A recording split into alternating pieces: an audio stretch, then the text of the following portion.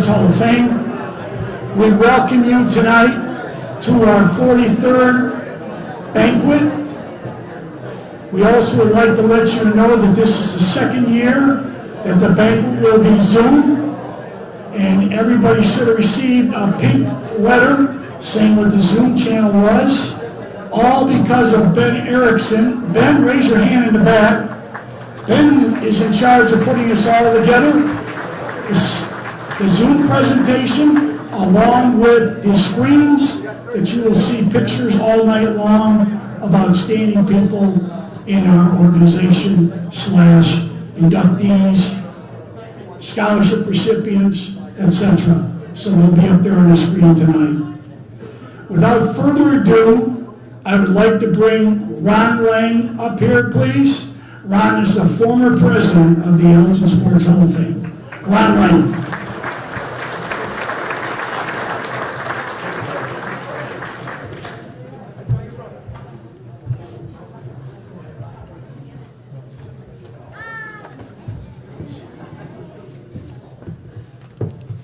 Good evening, everyone. 2022 has been another wonderful year for the Elgin Sports Hall of Fame. However, tonight as we celebrate the outstanding achievements and accomplishments that the Elgin Sports Hall of Fame Board of Directors would like to ask that we remember a couple of our inductees who unfortunately have passed away this year.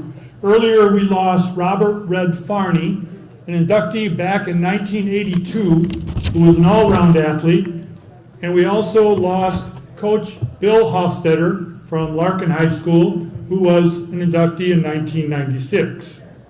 As we share a moment of silence to honor these two, let us also take time to reflect and give thanks for the opportunity to share and enjoy this wonderful evening together. So please let's share a moment of silence.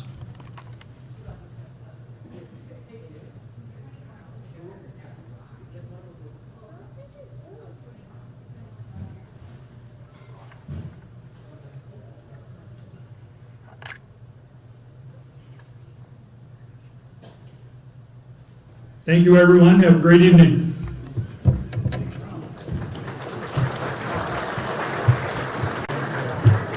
Okay, I'm sure most of us are concerned about how we're going to do supper tonight, dinner. Here's how we're going to do it. Stephanie, where are you at? She's here. She's coming. I'm going to dismiss the first 5 tables, and then she's going to go around and dismiss your table. We want to let you know that we have enough food here to feed an army tonight. So please let everybody go through once, and then when everybody has gone through once, we'll let anybody go back that wants to for seconds. So please follow the procedure. I'll dismiss the tables, and since I'm not really smart, I'm going to dismiss the first 5 tables, and then Stephanie will take over from there. So table 1, 2, 3, 4, 5. You're first. Servings, there's 3 lines in the back. Please start in the far back and proceed forward with your plates. Thank you.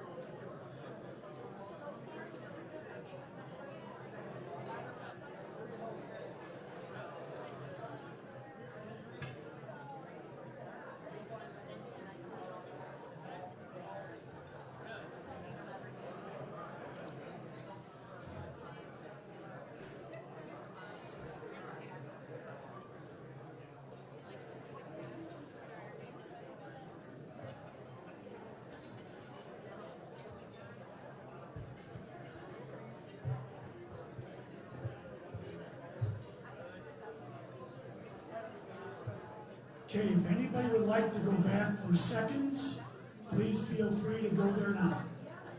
Seconds are available.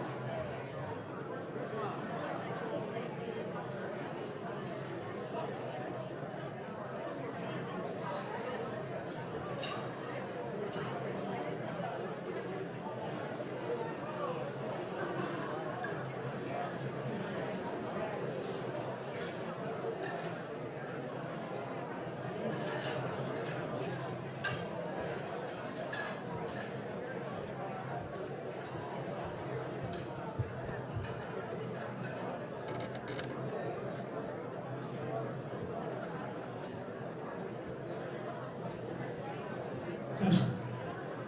I know the desserts have just been started to be passed out, but we're going to get our business meeting underway so that we can start the program by 7 o'clock.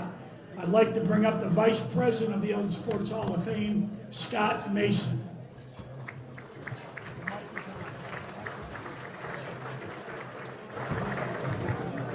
Thanks, everybody. I hope the food has been pretty good. Is that a thumbs up on the food tonight?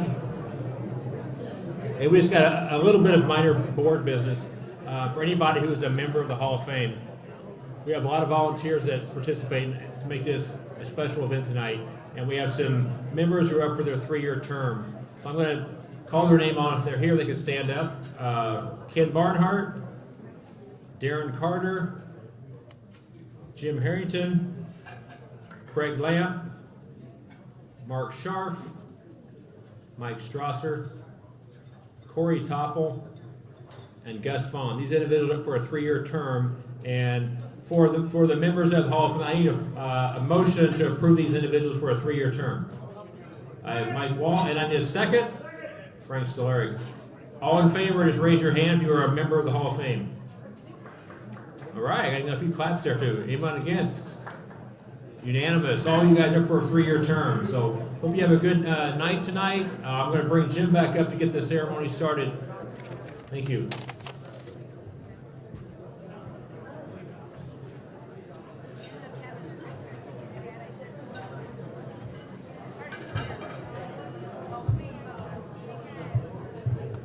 Thank you, Scott. I'd like to get started tonight. First of all, Greg Chantalucci, where are you at? Stephanie, would you send Greg out here, please? Catering Made Simple. They're one of ours. They're local. Greg does a fantastic job, and he's our caterer tonight. He's also a strong supporter of the Elgin Sports Hall of Fame. So please, Greg, thank you for a wonderful meal. Don't leave yet, Greg.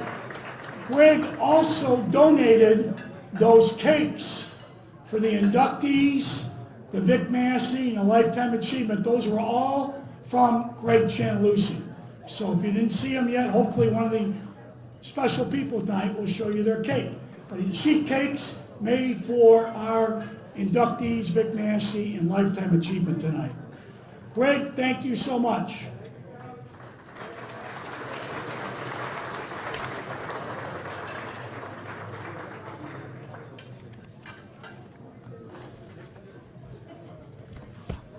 We're going to start off with the scholarship presentation first, and I would like to thank Craig Lamp and Carrie Sun, who are co-chairs of the scholarship committee, who put in all the work.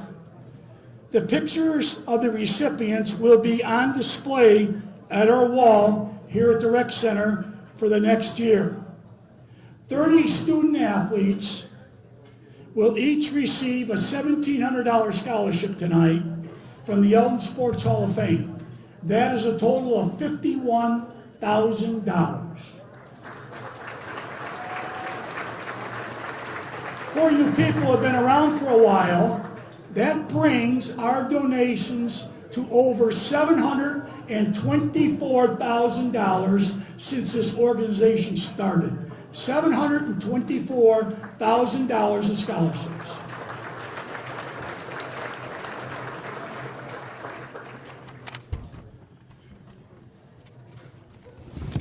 Here's what we're going to try to do to make this as best we can.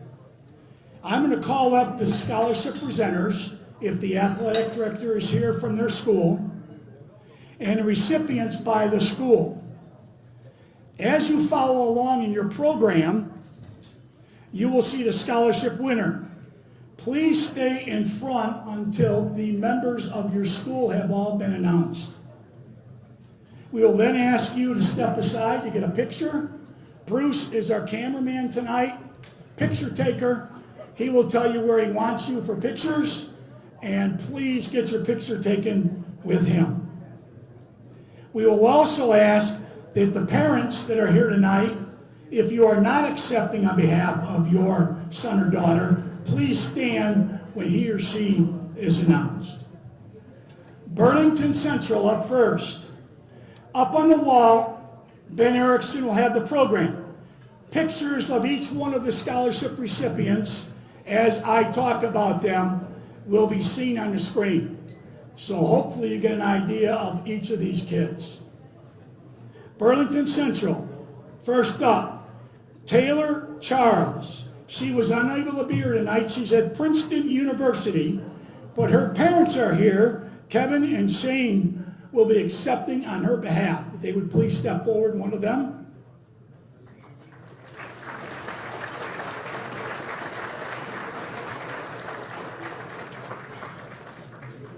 She was girls basketball, Northwest Herald and Kane County Chronicle Player of the Year.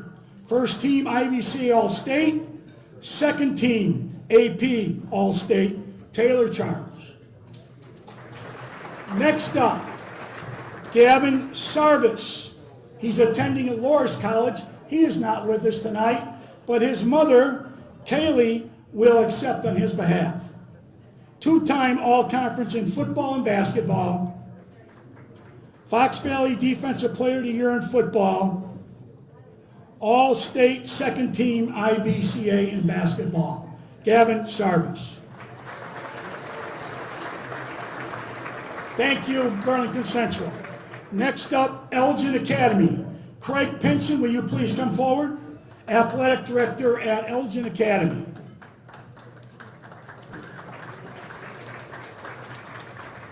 The recipient from Elgin Academy is Will Washer. He's not here with us tonight. He's at Texas Christian University. His parents, Devin and Courtney, will accept on his behalf. Devin or Courtney? Okay, she's here. Here she comes. Four-sport athlete, soccer, basketball, tennis, golf, regional sectional champ in golf, Will Washer.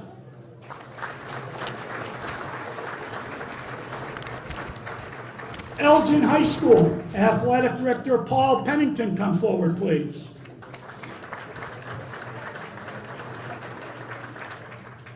First recipient from Elgin High School is not with us tonight, Yaya Arastu. He's at Northwestern University.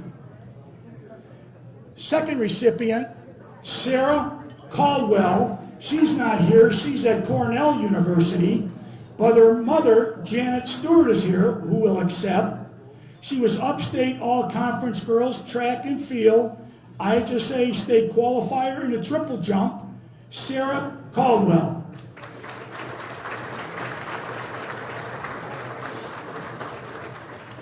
Next up, Sarah Erickson. She's not with us. She's at Michigan State University. Her parent, Matthew Erickson, will accept on her behalf. Three-sport athlete, cross-country, soccer, girls track, upstate 8 all-conference in soccer, Sarah Erickson, and one of my former big-time guys, Matt Erickson. Good to see you again.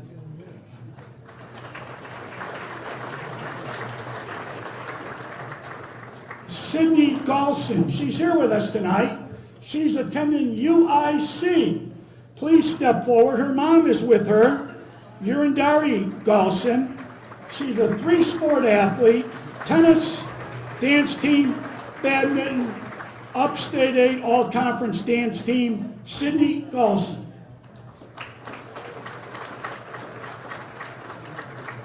Clem McCullough II, he's not with us. He's at Iowa Western College, but his parents and his brother is here.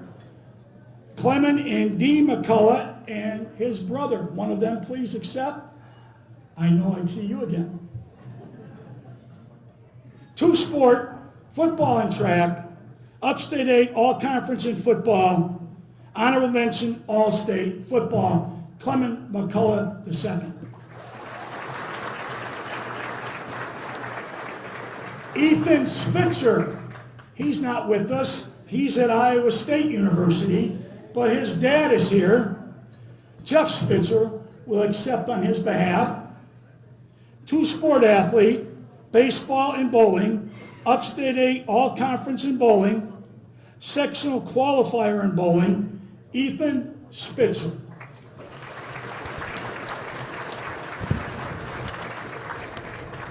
Thank you, Elgin High School. Next up, Harvest Christian, their athletic director, Matt Ellett. Big response. First up is Madison Ellett. I wonder if it's any relation. She's not here. Grand Canyon University in Arizona. He will accept, or is going to have your wife come up and accept, please. You don't need all the credit. Jennifer, come on up and accept. Parents, Matt and Jennifer Ellett, basketball, all conference, 2 years, 4-year varsity starter basketball, 4-year captain, softball, all conference, 2 years, Madison Ellett.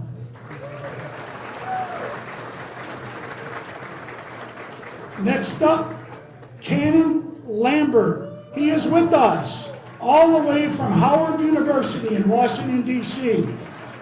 Parents, Cannon and Amy Lambert, please stand. He's got a whole crew over there, 7 people with him tonight.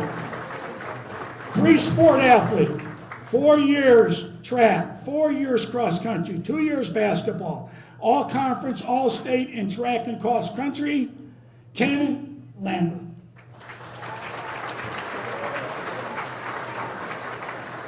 Ella Richter is not with us from Harvest tonight. Carson Welsh, not sure if his dad is here or not. He's at the University of Alabama. His dad was going to be here to accept. Is he here? Okay. He's not here, but Carson Welsh. Thank you, Harvest Christian. Larkin High School, Athletic Director Steve Tracy. First up, Giselle Ayala. She is with us tonight, Aurora University. Three times all-conference cross-country, 2 times all-conference track, first team all-state, 3 times state qualifier in cross-country, 2 times state qualifier in track. I'm sorry, we're the wrong girl, my fault. That was Brian Welsh, my fault. Oh, I got sometimers, sometimes I forget. I'm sorry. Her parent, Erica Arce, I think is here tonight. There she is. Stand up and be recognized. Family. 4 years wrestling. 3 years upstate 8 all conference. IWCOA all state. And IHSA all state in wrestling. Giselle Ayala. Kaylee Cronin. She's not with us. She's at Monmouth College. Mom, Patty, and Dad, Mike. One of them accept, please. 3-sport athlete. Softball, cross-country track. Sectional qualifier in cross-country. Kaylee Cronin.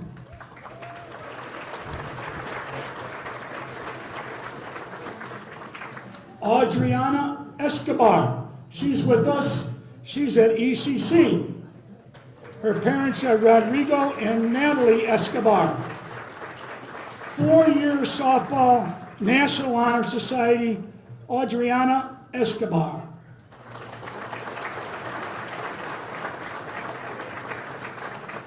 Michael Hitler is not with us.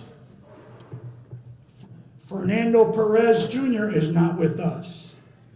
Jamarian Stubbs, not with us. He's at Quincy University, but his dad and mom are here. Jahari and Kedra Stubbs. One of them, please accept.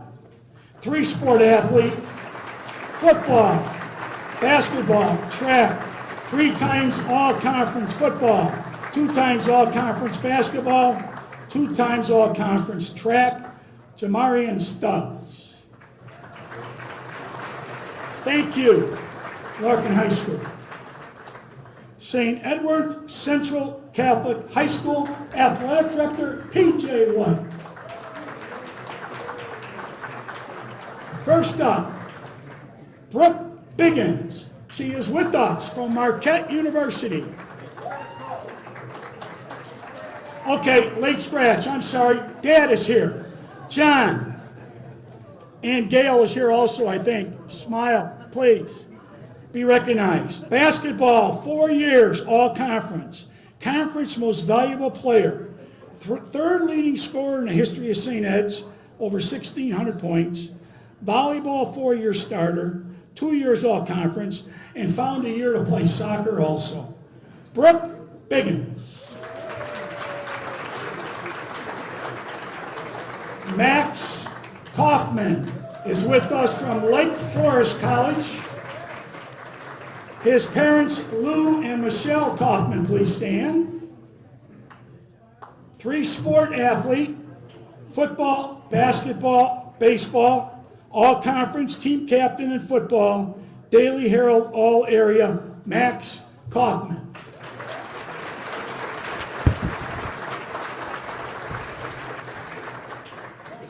Next up, Delaney Nolan. She is not with us. She's at the University of San Diego. Would her parents, Andrew or Jeannie, please accept? 4 years softball, 2 years basketball and volleyball, all conference softball 4 years, all conference basketball senior year, Delaney Nolan.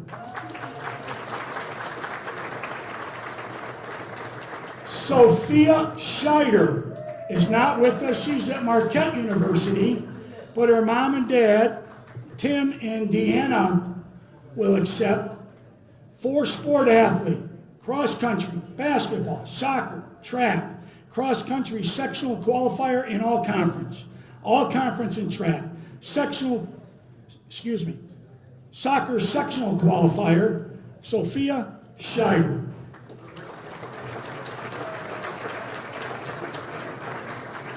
Robert Wilson is not with us. He's at West Virginia University. His parents, Robert and Elizabeth Wilson, will accept. 2 years basketball, all conference, MVP senior year of the conference, soccer all conference, senior year and sectional qualifier, Robert Wilson.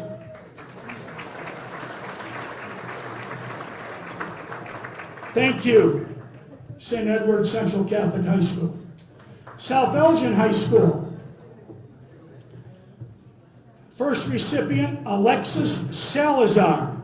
She's attending Lindenwood University. She's not with us, but her parents are here, Romeo and Laura Salazar. She will accept. Laura, okay. Accepting on her behalf. 4 years, sideline and competitive cheer, 3 times all conference, member of the 2020 state championship team, member of the 3rd place state last year, Alexis Salazar.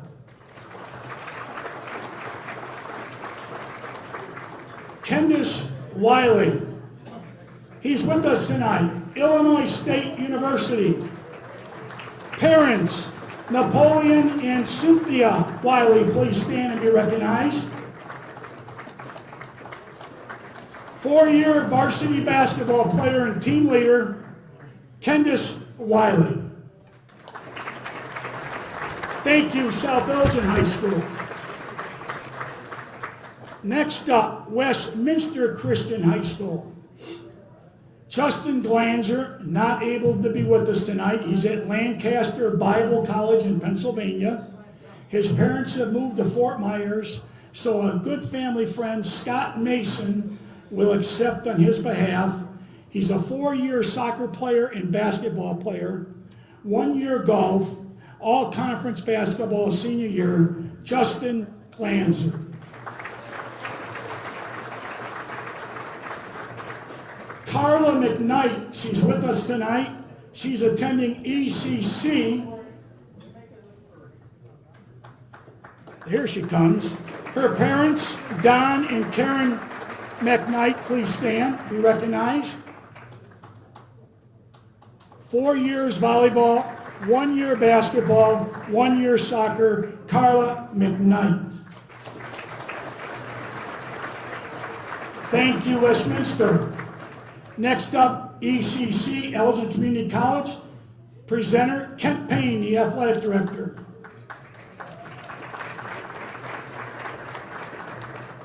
Kaylee Colwell is the first recipient. She is here tonight. She's attending Ripon College. Fantastic soccer player. Her parents, Ryan and Fran Colwell, please stand and be recognized. All conference, all region, all American, Kaylee Colwell, soccer.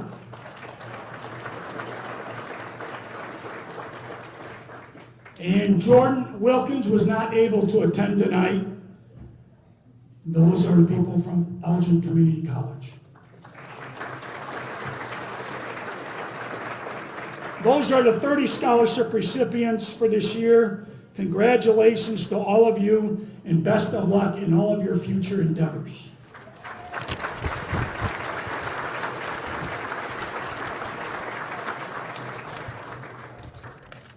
Okay, next up, they keep me up here for a long time. Hope I'm not boring you. Outstanding achievement. Before we announce the winners, I would like to thank Ben Erickson and Nick Bombalis for all the hard work they put in this year on this committee. None of this would have been possible without their hard work and effort. As I call your name, please come forward as I read your accomplishments. You can follow along in the book. It's a long, outstanding achievement, okay? But I'm only going to announce the ones that are here tonight, so you can look at it as we go through. Please stay up here until I finish your group. Thank you, parents, for your support with them tonight. You also please stand and be recognized when your son or daughter is announced.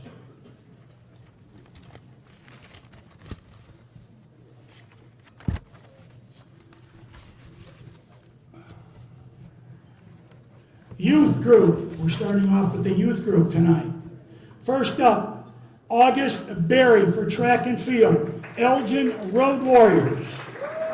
Fourth place All-American medalist, Divisional National Champ, the 11 and 12-year-old division of the AAU Northern National Cross Country Championship. Seventh place as a team at the IESA Cross Country State Meet in Norwell, Illinois. August Berry. And his mother is here tonight. Katrina, please stand. Luca Bria, was he able to make it? Okay. Milo Bellaro. Come on, Milo. He's got a big crew with him tonight. Lauren and family, please stand and be recognized. Elgin Road Warriors. Sixth place in the 800 meter. Fourth place in the 1500 meter, second place in the 3000 meter, divisional national champion in the 14-year-old division, the AAU Northern Indoor National Championship in Bloomington, Illinois. Milo Bellaro. Melody Guzman is here with her mother. Please stand. Elgin Road Warriors. Third place All-American medalist, National Division champ, the 11 and 12-year-old division at the AAU National Cross Country Championship. Fifth place in 800 meter, second place in the 1500 meter, second place in the 3000 meters, fourth place in the shot put, National Division champ in the 13-year-old division at the AAU Northern Indoor National Championship in Bloomington. Melody Guzman. Gwendolyn Hobson, she's with us tonight, and her parents Keith and Kate are here. Please stand. Elgin Road Warriors, second place All-American medalist, National Division champ in the 11, 12-year-old division, the AAU National Cross Country Championship. Fourth place in the 800 meter, third place in the 1600 meter at the IESA Track and Field State Meet in East Peoria. Gwendolyn Hobson. Kyron Nelly is with us. Yes? No? Kyron. Here he comes. His parents are here also. He's with the Elgin Sharks. Speed national champs, 13-year-old age group. Second place high jump, sixth place 200 meter, seventh place 100 meter, Kyron Nally. His parents be recognized. Yulia Statanik, track and field. Her parents are here too. Please stand and be recognized. Elgin Road Warriors, fourth place All-American medalist, divisional national champion 11-12-year-old division. Second place 1500 meter, second place 3000 meter, second place 800 meter, divisional national champion in a 12-year-old division at the AU Northern Indoor National Championship in Bloomington. Sixth place in the 800 meter at the IESA State Meet in East Peoria. Yulia Statanik.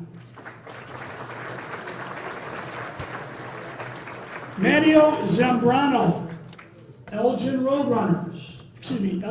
Warriors. He's not here. Mateo, I'm sorry. Mateo.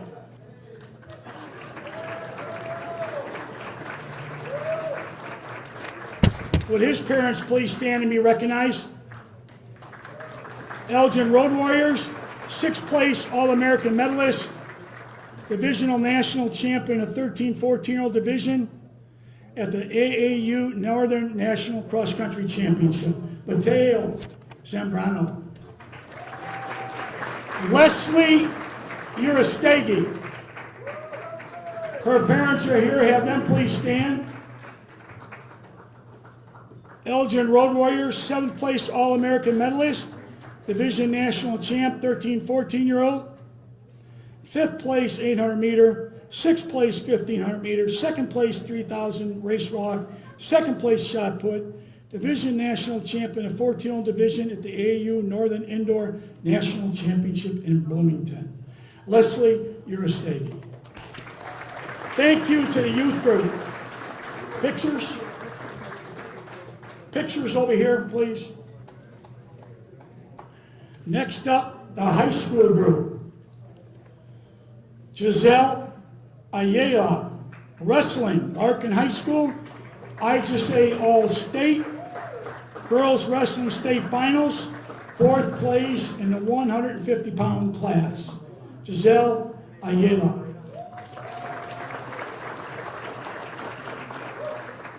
Brooke Biggins, one of her parents, please accept.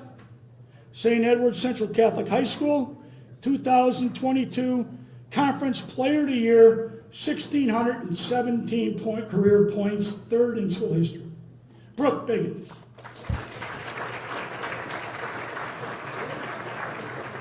Kyra Clark.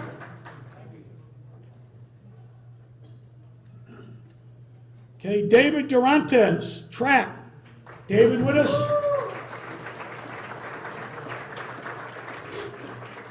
Elgin High School's Elgin Sharks, USATF National First Place, 13 and 14-year-old boys, 3,000 meter race walk. David Durantes. Hannah Durant, track. Mom or dad are here, please accept. Larkin High School, Elgin Sharks, AU National First Place girls, 17 to 18, 3,000 meter race walk. First place girls, 17-18, 1,500 meter. USATF first place girls, 17-18 in the 3,000 meter race walk. She now holds a national meet record for 17 and 18-year-old girls, 3,000 meter race walk at both the AAU and USATF national meets. Hannah Durant. Heather Durant. She's here also. Larkin High School, Elgin Sharks, AAU National First Place Girls, 17-18, 3,000 meter race walk. First place girls, 17-18, 1,500 meter. First place girls, 17 to 18, 3,000 meter race walk. She now holds a national meet record for 17, 18-year-old girls at the AEU and USATF national meets. Heather Durant.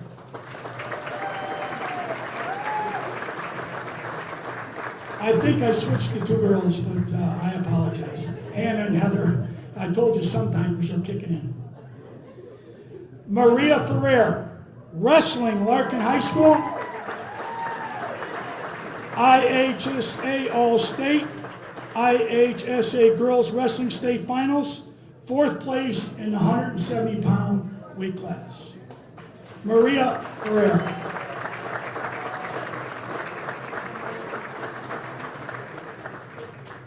Sandy Flores, Larkin High School, 2022 Geneva Sectional Singles Champion. And she came with her whole family too. If they please stand and be recognized. Sandy Flores. Braden Graves, basketball track. Braden, step forward. His parents, Corey and Stacy Graves, please stand. Elgin Blue Stars.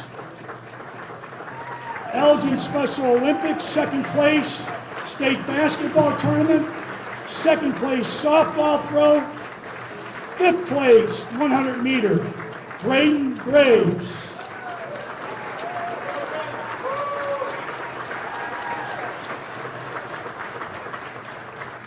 Adam Lambaz.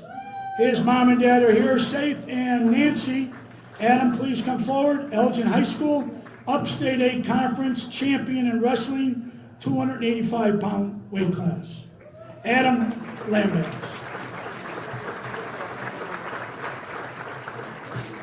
Cannon Lambert, boys track and field from Harvest Christian Academy.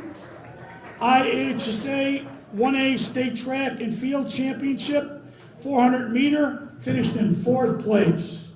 Cannon Lambert.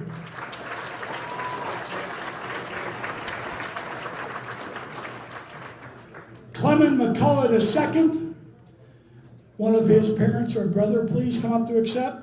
Elgin High School, selected to the Illinois High School Football Shrine Game. Clement McCullough II.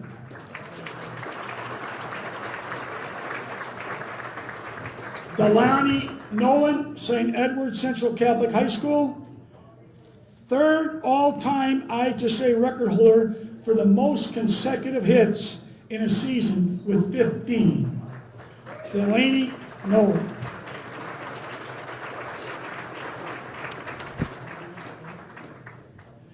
Alexis Salazar is not here, but Mom, you want to accept again, Laura? South Elgin High School, IHSA Cheer State Finals, 3rd place, Alexis Salazar. And her sister, Emma Salazar, who's here tonight, was also on that team, who finished 3rd in the state finals. Emma Salazar.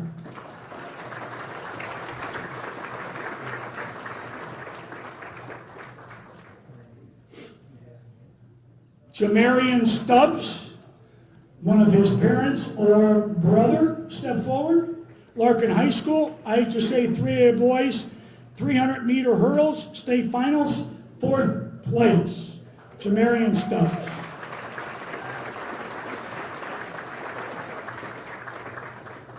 Robert Wilson, not with us, one of his parents, please come forward. Voted the Conference Player of the Year in basketball last year. Robert Wilson. Okay, you high school students can get your pictures and take your seats. Thank you. Coaches are up next.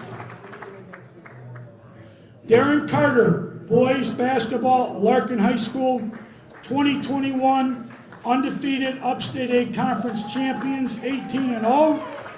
Set the record for the best single season record, 31-4, Darren Carter.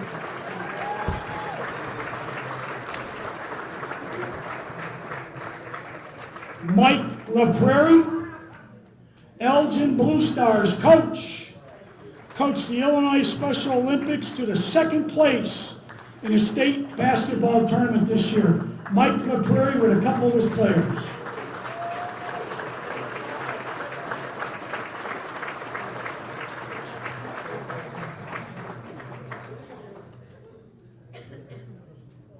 PJ, would you step forward to accept? Kelly McDonald for cheerleading, St. Edward Central Catholic High School, IHSA 6th place small school cheer this year. Kelly McDonald, PJ White will accept on her behalf. Jose Urastegi, track and field. This is the man responsible for this great Road Warrior program. He was 2022 AAU Central District Coach of the Year, AAU Zone C Coach of the Year, Jose Urastegi.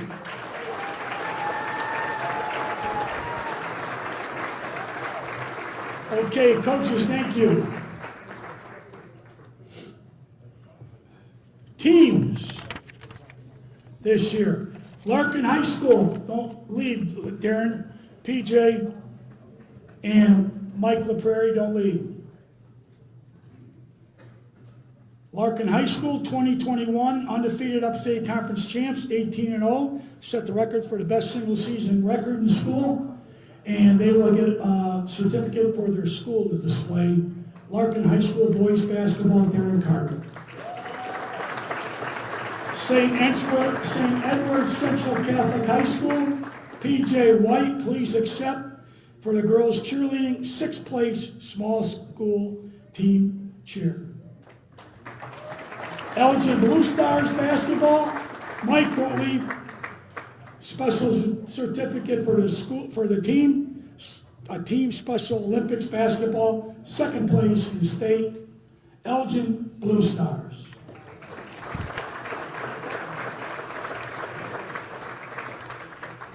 College athletes that are with us tonight. Kaylee Kowal, Elgin Community College. Her parents stand to be recognized again. All Region 2019-2021.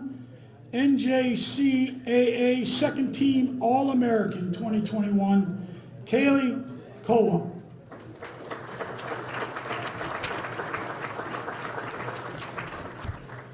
Ovante Vickers.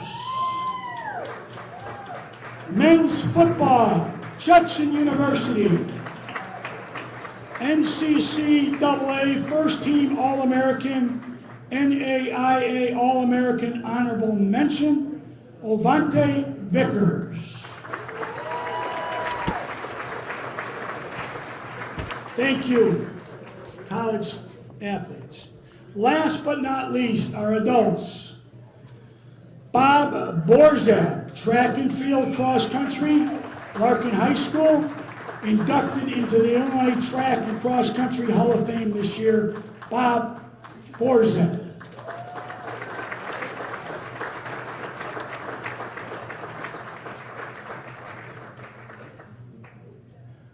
Hope his team runs a little faster than him. Okay.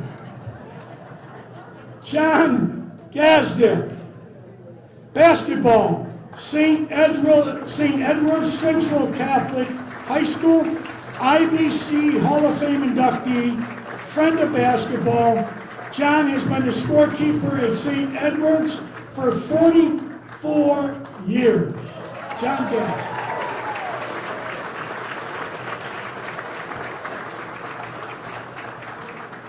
PJ White, St. Edward Central Catholic High School, Illinois Basketball Coaches Hall of Fame inductee as a career coach, PJ White.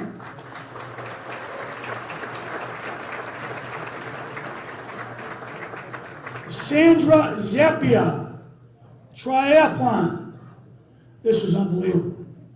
Finished the 2022 triathlon in Troon, Switzerland, in a time of 16 hours, 28 minutes, and 4 seconds. Unbelievable. Sandra Zappia. Congratulations to all of our outstanding recipients tonight.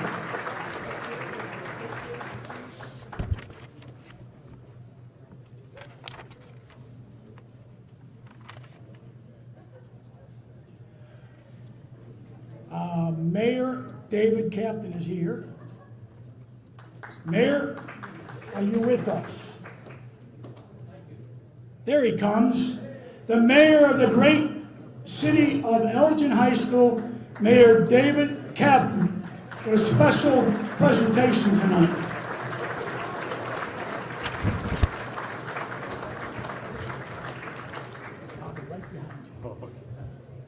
Get your breath for a minute.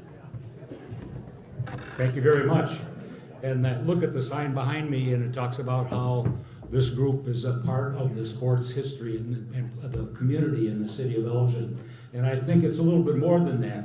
I look at all these young people and the people that received awards today. This is part of the glue that makes us a community. And we look past everything else. Whatever school you went to, I went to Elgin High School. Back in the day when I was there, it was a long time ago, 1960s, I thought the only school that meant anything was Elgin High School. But now I look out and I see young people, and as you get older, we cheer for everybody that comes from Elgin, and we want them to be successful, and that's part of what makes us a community. We have people that have done outstanding things for their entire life. They've come out of sports in the city of Elgin, and one of those people is here tonight, and we're going to honor her. Whereas Beth Hassenmuller Saucer, a 1987 St. Edward High School graduate, a 1997 inductee to the Elgin Sports Hall of Fame, and a 2007 inductee of DePaul University Hall of Fame, is being honored with a Lifetime Achievement for her accomplishments and influence in high school athletics for the state of Illinois. And whereas Beth played the position of center on the 1985 Class A state champion St. Edward's High School basketball team, was named an all-state basketball player both her junior and senior years, playing in college for DePaul University women's basketball team for all 4 years, leading as the team's captain for 3 of those years. And whereas Beth served as the athletic director and head basketball coach at Trinity High School, she increased the number of sports and coaching staff, as well as initiating a physical wellness department and summer sports camp program. She served as the recording secretary for the Girls Catholic Athletic Conference. And whereas Beth has served as the IHSA Assistant Executive Director since 1999, responsible for many boys and girls sports programs, she currently represents the IHSA on numerous National Federation committees and planning conferences, and in 2010 was inducted into the Illinois Basketball Coaches Hall of Fame.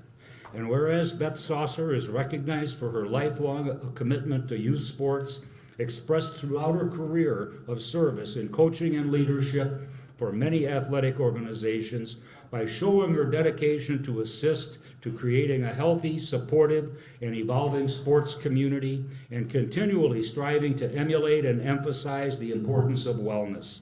Now therefore, I, David Captain, Mayor of the City of Elgin, Illinois, do hereby proclaim November 6th, 2022 as Beth Saucer Day in the City of Elgin in honor of her lifetime achievement in high school athletics. Congratulations.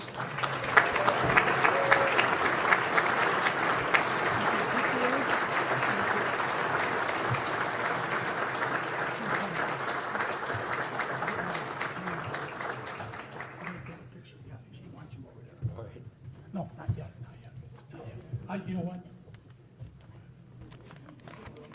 And I need you to come up here when you're done. No, take a picture first. I'm sorry, I'm not too organized.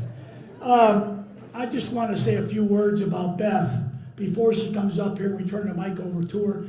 Lifetime Achievement Award is one of the hardest things to get in our organization.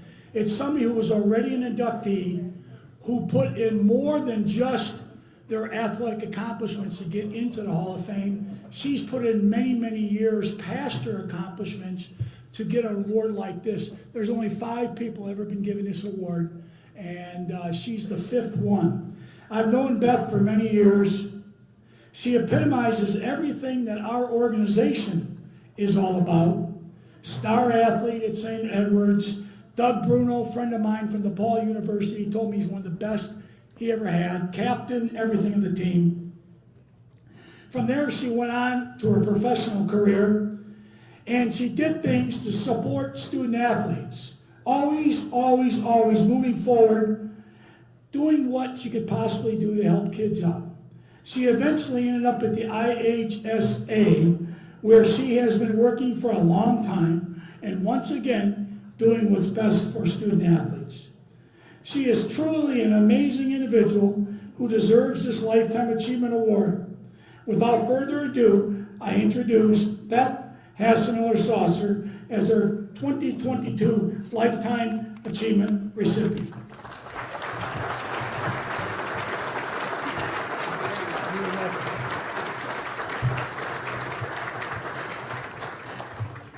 Good evening. Thank you very much to the Elgin Sports Hall of Fame and the committee members for this incredible honor.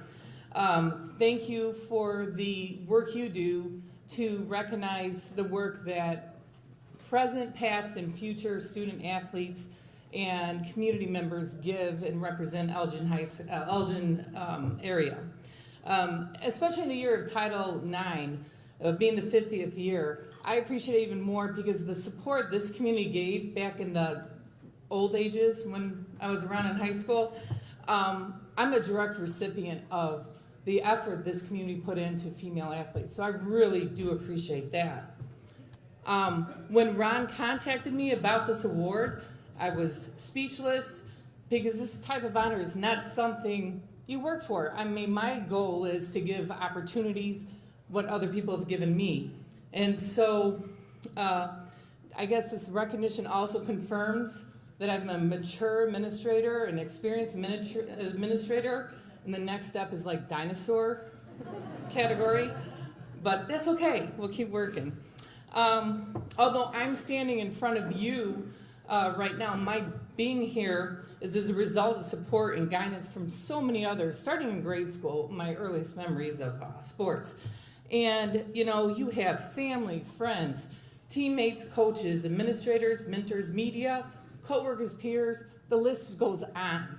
There is no matter how much you work in the gym, in the weight room, everywhere else, you can't get anywhere without family, friends, and teammates and support. So thank you. I'm just representing a microcosm of that. Through the time though, I've learned that participating in sports or activities is so much bigger than the wins and losses. You know, when you win or lose, it's right there in your face. And I'm coming off, you know, last night was the soccer state championship for boys, and one team was euphoric, and one team, I hope they grow to understand what the experience was representing their community. But it takes separation to understand that. And it takes separation to understand the experience and connections. For instance, Coach Harrington never coached me, and I don't think he would make me a center either, but you know, just saying. But I appreciate knowing that I could reach out to Coach Harrington at any time because we're both from Elgin and we have history or we know one another through different channels. So that's something special. Besides, and another thing you think about your teammates or a situation is when a song comes on the radio and you're like, wow, I was at sectional finals and that played, or that was on our warm-up tape. So that's the memories that sports has given me. For 20 years, I've had the opportunity to give back. I don't necessarily feel that it's a job all the time, sometimes, but not all the time. And so as an AD and an administrator, I hope that I'm able to contribute and support the next group so someone else can take my job at the IHSA and I can retire. But, you know, someone sitting here would be great. But I'd just like to say thank you very much. I appreciate it from the bottom of my heart, and enjoy the rest of the night.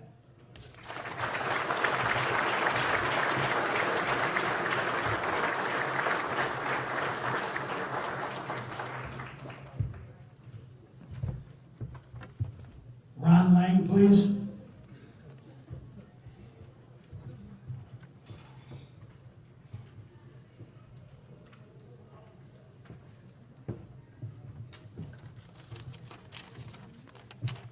Once again, congratulations, Beth, and congratulations to all of our award winners tonight. The Vic Massey Outstanding Achievement Award is an award given by the Elgin Sports Hall of Fame Board of Directors. It's given to an individual or an organization that has made a significant, lifelong contribution in athletics and sports to the city of Elgin, to the schools of Elgin or the Elgin Sports Hall of Fame Foundation. The emphasis for this award is volunteerism. Before I introduce this year's recipient, I would like to honor and recognize those in the room who have received this award in the past for their work in the city of Elgin. As I call your name, would you please stand? Ken Barnhart, Kathy Lang, Ron Lang, John O'Hare, Patrick Sharp, Dave St. John. These are past recipients of our award.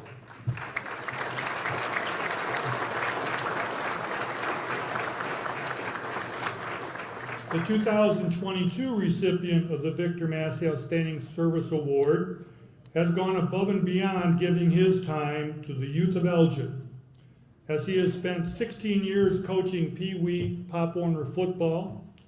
He has spent 20 years working with boys and girls in Little League baseball and softball, and he's also spent time teaching and coaching basketball to the youth at the Salvation Army, to the City of Elgin programs, and at Elgin Academy. Beyond that, he's also coached football and track at Elgin High School. On behalf of the Elgin Sports Hall of Fame Foundation Board of Directors, I would like to present and introduce Mr. Michael Ledbetter. Mike.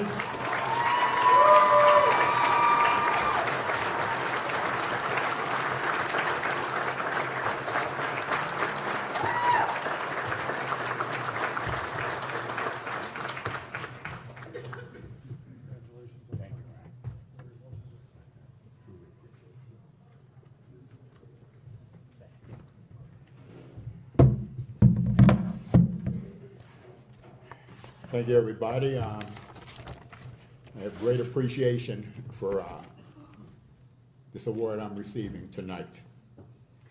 Obviously, I want to thank the committee for considering me for the Vic Massey Award. I knew Vic, met him when I was a little boy, playing Little League baseball, and anybody in here who's been involved with any youth sports, been involved with the city of Elgin, been involved with the YMCA, they knew Vic Massey. This award, while I would appreciate it if everybody knew about Vic when he was still here, this award is a great representation for him. When you coach youth sports, you need an incredible system of family and friends to support you. My wife helped me by supporting me by buying in to what I had to do and the time that I took. I had great coaches, I had team moms, I had great parents who helped me out. I would like to thank all of the people who helped me achieve my coaching success throughout the years. I was lucky enough to have a great core of guys who helped me when I coached football. I also had a great support system and help when I coached basketball. My brother Bob was always available to help me with my baseball and my basketball teams. I started coaching. I was recruited to coaching, let me say that. I was recruited to coaching by my brother Wayne. In 1988, he came to me and he said, hey, you want to help me coach senior girls softball team? His daughter played on the team. There was another guy who was coaching up the team. And so I said, what the heck? I'm going to help. All I'm doing is sitting around. And so let me get out there and help you out. I got recruited to football by my cousin, Junior Douglas. He came to me and asked me, why don't you help my friend Mel Williams coach the Packers? So I went out there and I started coaching the Packers. I blame Wayne Ledbetter and Junior Douglas for getting me hooked on youth sports. Lastly, I want to thank all of my players, 3 of whom are here tonight. My daughter Ginger, who was my ace pitcher and my base dealing whiz on the senior girls softball team. Also have two people here who played for me at Elgin High School. They played football and they played soccer, they threw the shot put for me. All right, Hector Hernandez, Rafael Lopez. These guys were excellent athletes for me. They put in the work, and I'm honored to call them friends today. I appreciate you guys being here with me tonight. I also want to thank my granddaughter Holland. I was with her at her pre-Halloween Christmas thing they had at the Creekside Elementary School. It was called the Creek Fest. We went there and we had a great lunch. We had what she called a delicious hot dog and a refreshing bottle of water. After we had this great lunch, I got a chance to sit around for 3 hours and watch my granddaughter and her friends run around, have great fun, and just run around crazy and without a care in the world. At the end of the Creek Fest, they had a raffle. They raffled off about 10 baskets of different things. Well, when they got to the second to the last basket, they made the announcement. The winner of the game basket, Holland Ledbetter. The look on my granddaughter's face, the joy, the excitement was real. She screamed and she ran up there to get her prize. When she got it, she looked at me with this huge smile and she said, "I won, Grandpa." I was like, wow. I was so happy for her that it brought tears of happiness to my heart. Later on, when I thought about that moment, that smile, that joy, it clarified for me why I coached for so long. I got to see that look, that smile, countless times from kids who made touchdowns, hit home runs, made their first jump shot, or got personal bests during the shot put and the discus. But I mostly saw it from all of the kids who were happy to be included as part of the team. So many of these kids didn't feel that they belonged anywhere. We gave them a place. When they talk about coaching success, it's usually summed up in wins, losses, and championships. But I get to see my success almost every single day, either when I'm walking into the gym to work out, I'm shopping at Target or one of those other wonderful stores, or I'm walking around down the street with my granddaughter, trick-or-treating. When you walk along, and there's like hundreds of kids walking along that sidewalk, and you have parents who are walking with these kids, and they're saying to you, "Hi, coach. Hi, coach." Or you walk into a store and somebody says, "Hey, didn't you used to coach me?" I mean, Webb Beebe, he's sitting out there, he coached with me at Elgin High, and he played basketball for me at the Elgin City League. He said to me, "Doesn't it make you feel good when somebody calls you coach? Doesn't it give you that little tingle in your heart?" And I said to him, "Of course it does." I mean, one of the greatest feelings in the world is to have one of your players stop you on the street and just say hi and want to spend a little bit of time with you, maybe reminiscing about some of the things that you got to experience with them. Lastly, I want to mention my greatest fan, who's no longer with us. Coaches are lucky when they're liked, respected, but rarely do we have fans. I was lucky enough to have my greatest fan, who always let me know he was there, either by yelling my name or tapping me on the shoulder on the sideline to let me know that he was there. Win or lose, he found a way to make my day great. He loved watching me as much as I loved watching him. Tonight, I say to him, Biggie, we did it. My baby boy, we achieved tonight. Thank you.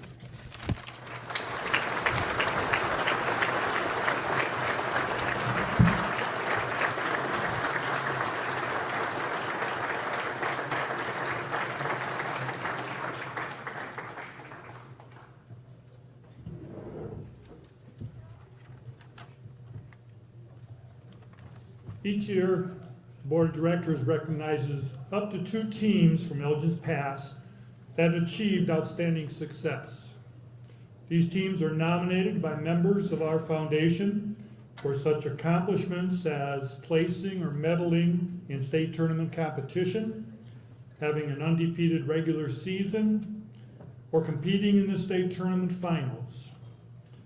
To introduce our first outstanding team from Elgin's past for this year, I'd like to ask Carrie Sun, the board member, to come forward.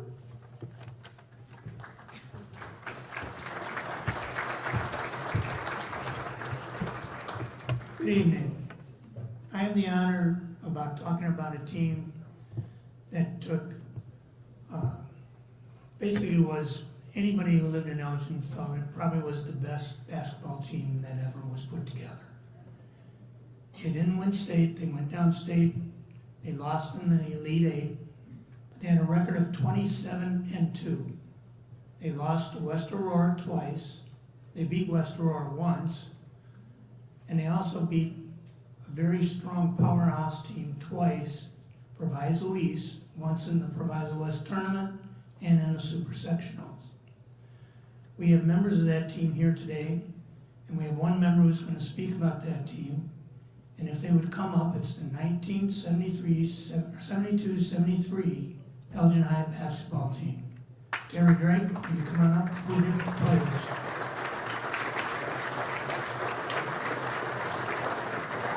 All of you that are here.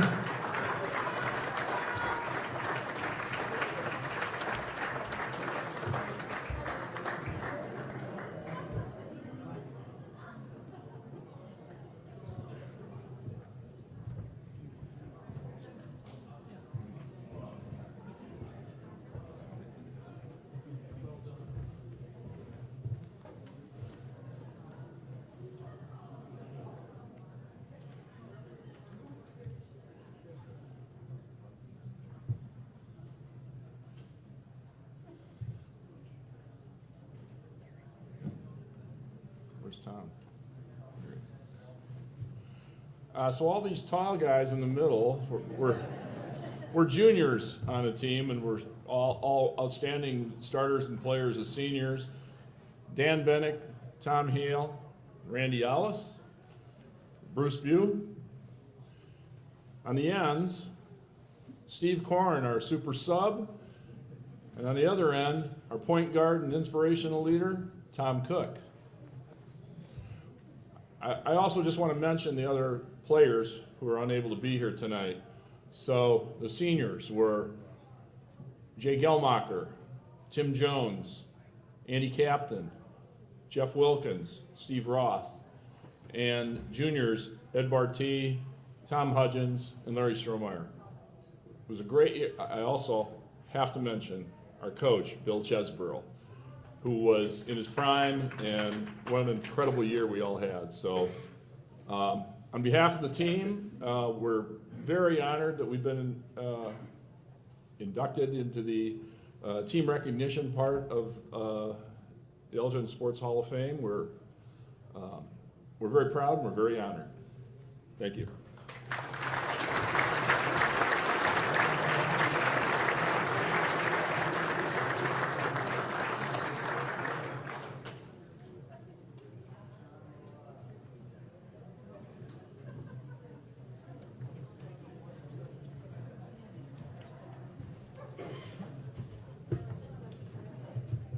And to introduce an undefeated volleyball team, Coach Mary O'Brien, who's also an inductee of the Hall of Fame.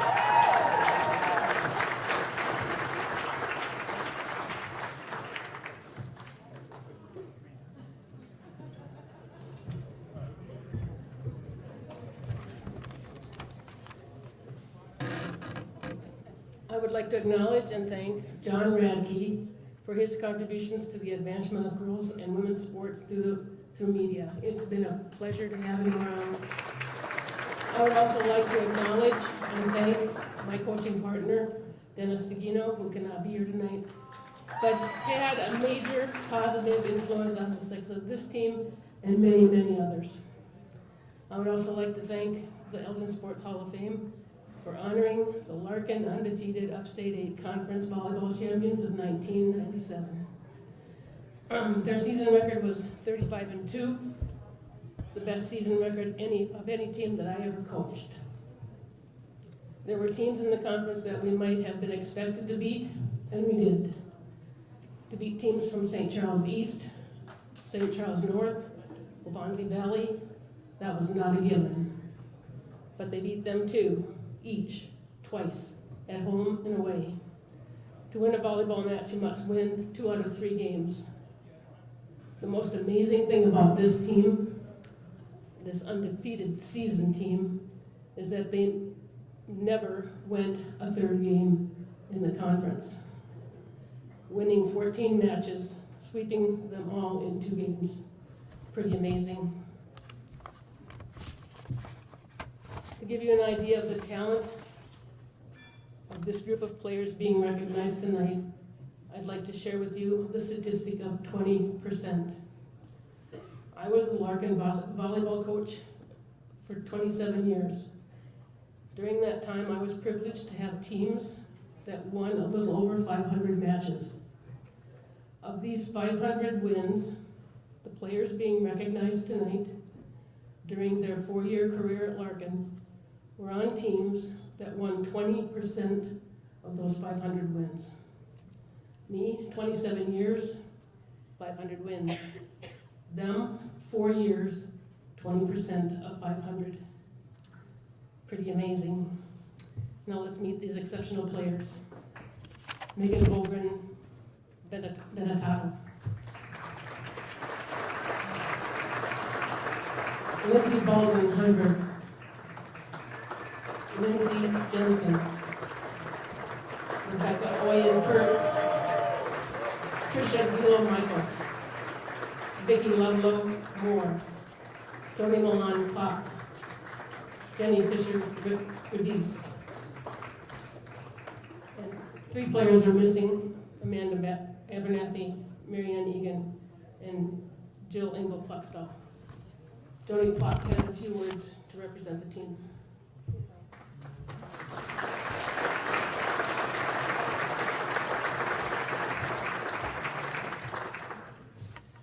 My teammates and I would like to thank the Elgin Sports Hall of Fame for recognizing us this year. Many of us still keep in touch, excuse me, and it has been fun sharing stories of our high school volleyball years in the recent weeks. I'm proud to be up here representing the 1997 girls volleyball team. And this is especially meaningful to me as my great-grandfather, Orlo Davis, is in the Elgin Sports Hall of Fame. Many of us are 2nd and 3rd generation U46 graduates. As I speak for my teammates, we would not be the strong, successful, athletic-driven women we are today without the values we've learned on and off the court. High school sports allow for the combination of individual growth and discipline. We learn commitment and how to deal with adversity and persevere. Being on a team helped us become successful adults because it helped us understand it takes multiple people to help you become successful. Being on a team helped us develop accountability and reliability. This would not be possible without our coach, Mary O'Brien.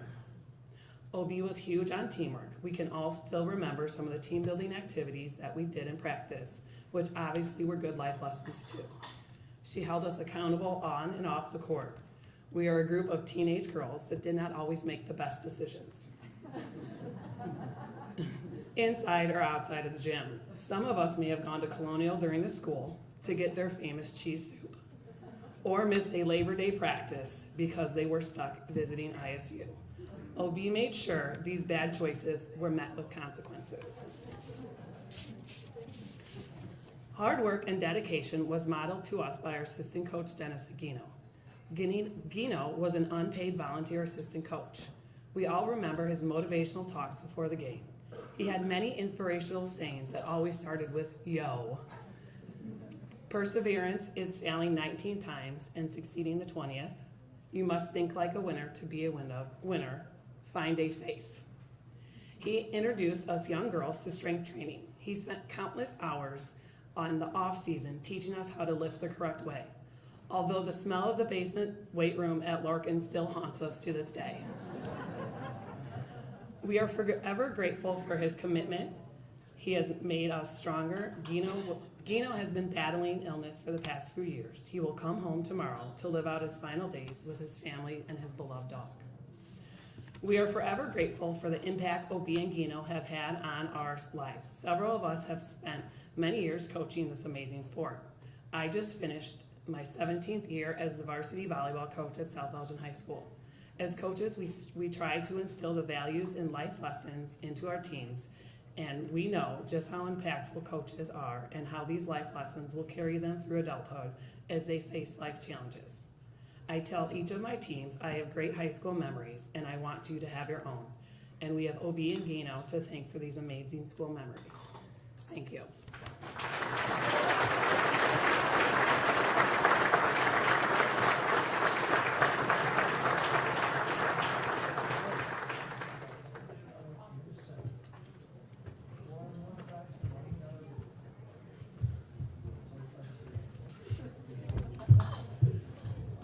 Okay, the final important part of our evening is the inductees. Before we begin our induction ceremony, I would like to introduce inductees that are with us tonight who come and support us all the time. When I call your name, please stand until all the inductees have been introduced, and then hold your applause until we finish those names. Ken Barnhart, Darren Carter, Terry Drake, Jim Harrington, Amy Kovacs, Jeff Myers, Mary O'Brien, Ann Rotundo Riley, Beth Hassemiller Saucer, Roger Smithberg, Dave St. John, Gus Vaughn, and Vogt. Those are the inductees that are with us tonight. Thank you.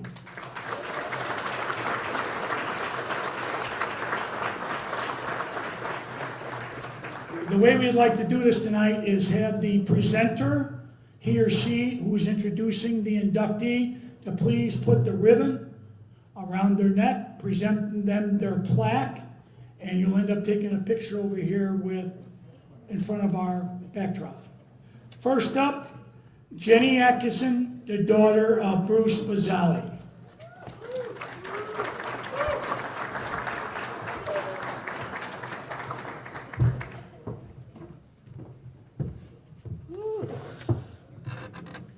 Lower that a little bit. All right. Good evening. Tonight I'm here to introduce my dad. Coach Bruce Bazzali is an inductee into the Elgin Sports Hall of Fame. And I know it means a lot to him to have this recognition in Elgin, the city where he began his own journey into sports and began learning all those life lessons that so many of you talked about today about commitment, teamwork, and persistence that he would then later pass on to those he coached in many sports, including track, softball, and football. Now, I could get up here and I could talk the whole time about statistics, winning records, how he came from behind and was able to build these teams and bring them from behind, but I just really wanted to talk about and break down what it is about Bruce Bazzali that makes him such an impactful coach. So when I was a little girl, he would take me out and we'd run errands, and it was supposed to be quick. But it never was, because as someone else mentioned, everywhere he would go, there would be people he knew, and they would stop him. And I just thought when I was little, my dad's famous. I have a famous dad. And as I grew older and I was in high school and went off to college, I'd meet people from the suburbs where he had coached, And I would say my name, I'm Jenny Bazzali. And they'd say, oh, Bazzali? You know Coach Bazzali? I'm like, oh, that's my dad. And then, of course, stories would ensue about, how he would do crazy stunts to lift the school spirit and get everybody on the same team. And people that he coached, just great stories of how the motivator he was. And even kids from his PE leaders class would rave about this great person. And what I began to realize as I grew older was, he was famous because of this culture, this amazing culture he created in all of the schools that he coached at. And that's powerful. And there's not a lot of impactful coaches like that. For one, he has that amazing ability to take players and help them see their potential and make them realize that they deserve to be there and that they have that courage to make that commitment. And then talk about the team building. I mean, he would take his players off the field. He would take them into the outdoors, into Camp Courage, so that they could work as a team and build each other up and know how to bring that back onto the field. And lastly, it's that persistence, that drive, that no matter what, you've got to keep going through every loss and every win. This persistence is probably the most useful skill that his players have taken, into their lives. Now, I'm 50 years old, and my dad's been coaching longer than that, and he still is coaching. He doesn't stop. That's that persistence. Through every loss and every win, he's still doing it. And it's astonishing to think of all the lives that he has impacted and touched, and I hope that he knows that it's going to carry on. And I hope you see just a little bit of that impact being honored here today, Dad. All the relationships you've built, the programs you've created, the cultures you've developed, this legacy will continue because you've touched so many people. And I just want to say congratulations, Dad. This honor is well deserved, and I hope you know how proud I am to be known as Coach Bazzali's daughter. So here's my dad.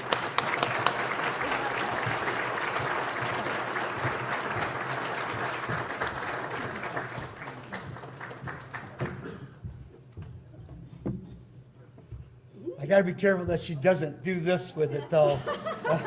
After all those nice words.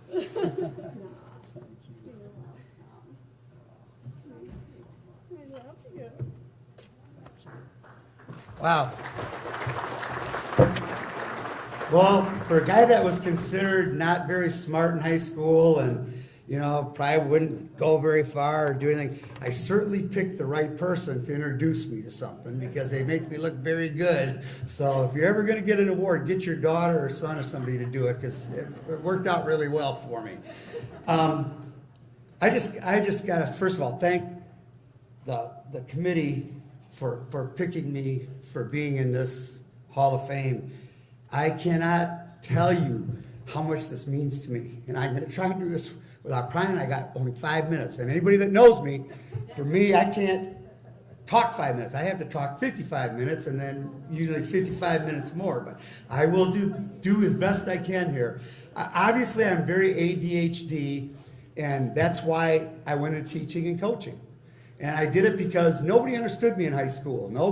I was just this little kid that couldn't focus but could run around and play and go and go and go. And my best high school buddy is here tonight, and we just were constantly into trouble and going. And I knew what I wanted to do is I wanted to teach, and I wanted to work with kids that were like me because I was told I was dumb. I'd never amount to anything, and I had that perception. So I wasn't going to go to college. I was going in the Marine Corps. I was all set to go. And then I started football, started to get offers to play football. So I ended up going to Western Illinois, which WIU, they were the Leathernecks.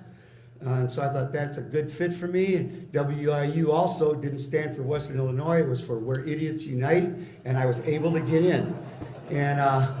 But the thing I really realized was that I wasn't dumb.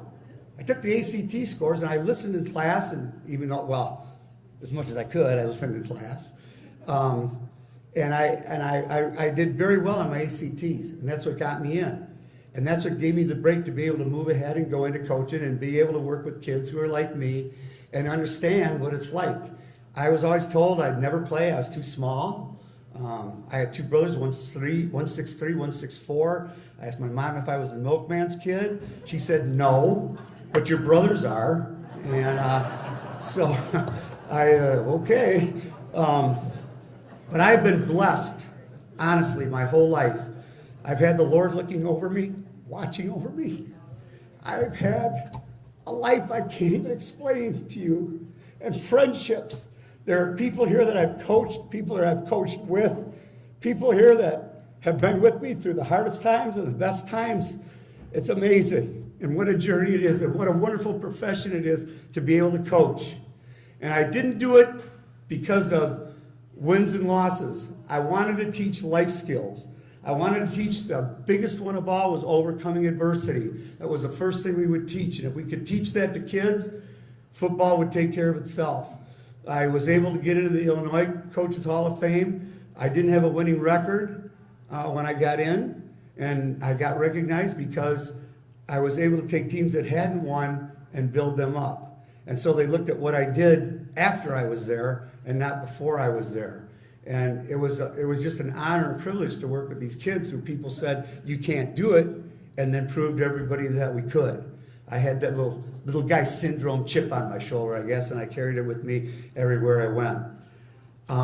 I want to say, there's so many people I want to name, and I can't, because if I leave somebody out, I'll feel bad. But you all know who you are. I do. I got to mention, though, the most important thing to me was Elgin. This is what made me, this is why this is so important. I loved Elgin. I loved Elgin athletics.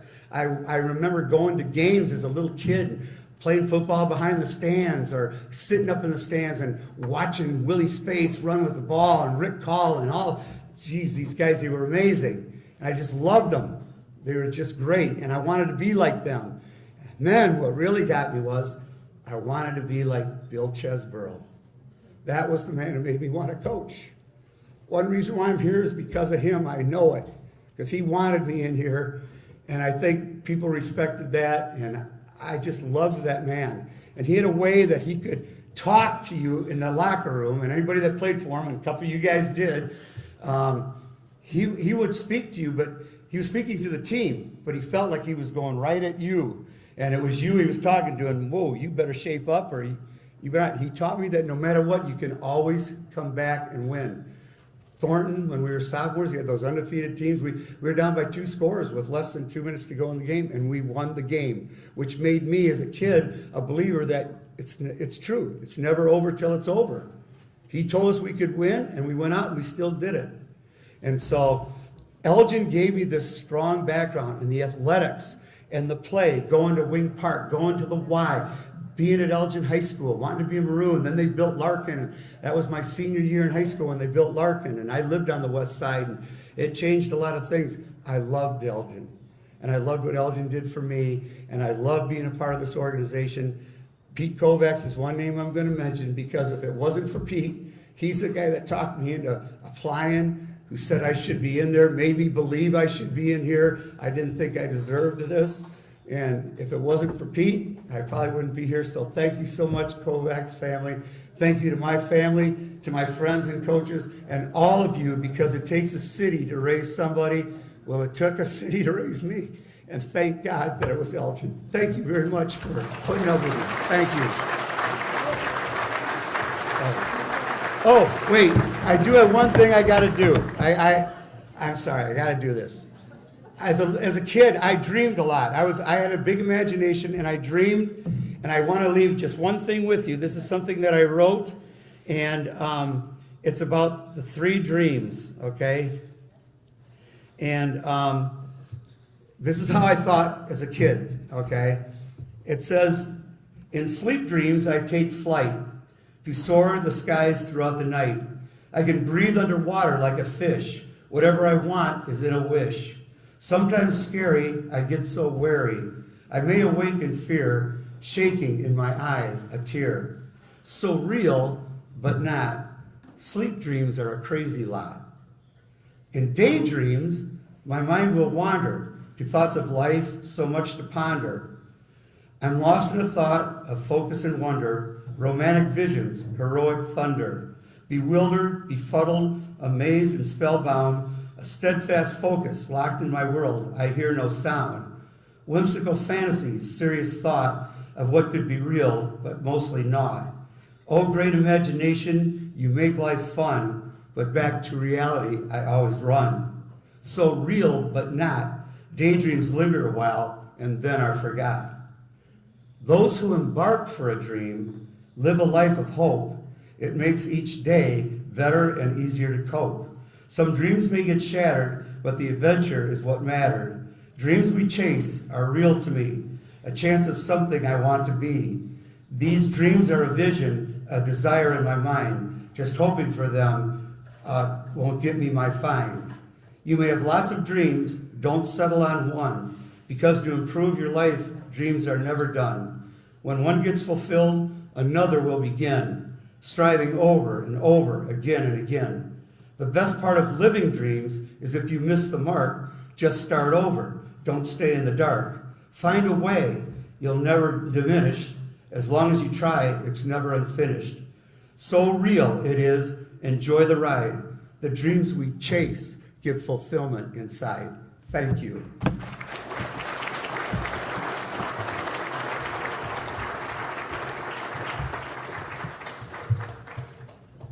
Scott Mason, come forward, our Vice President. He's going to present and accept on behalf of Mr. Kim.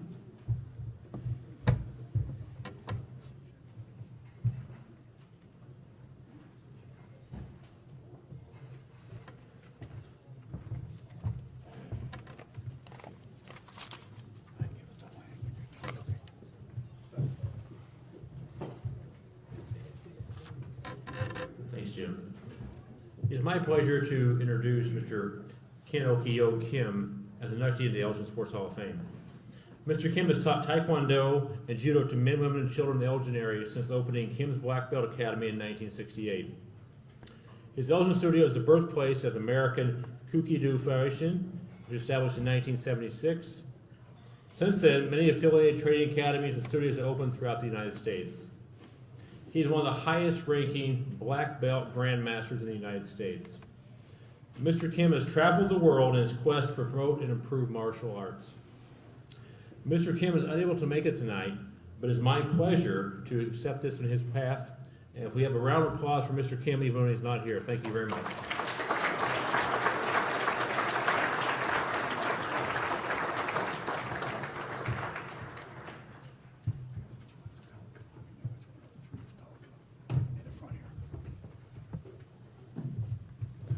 Next up, we'd like to have one of Michelle Pelka's high school teammates, Sarah Hansen, come forward to present and accept her award.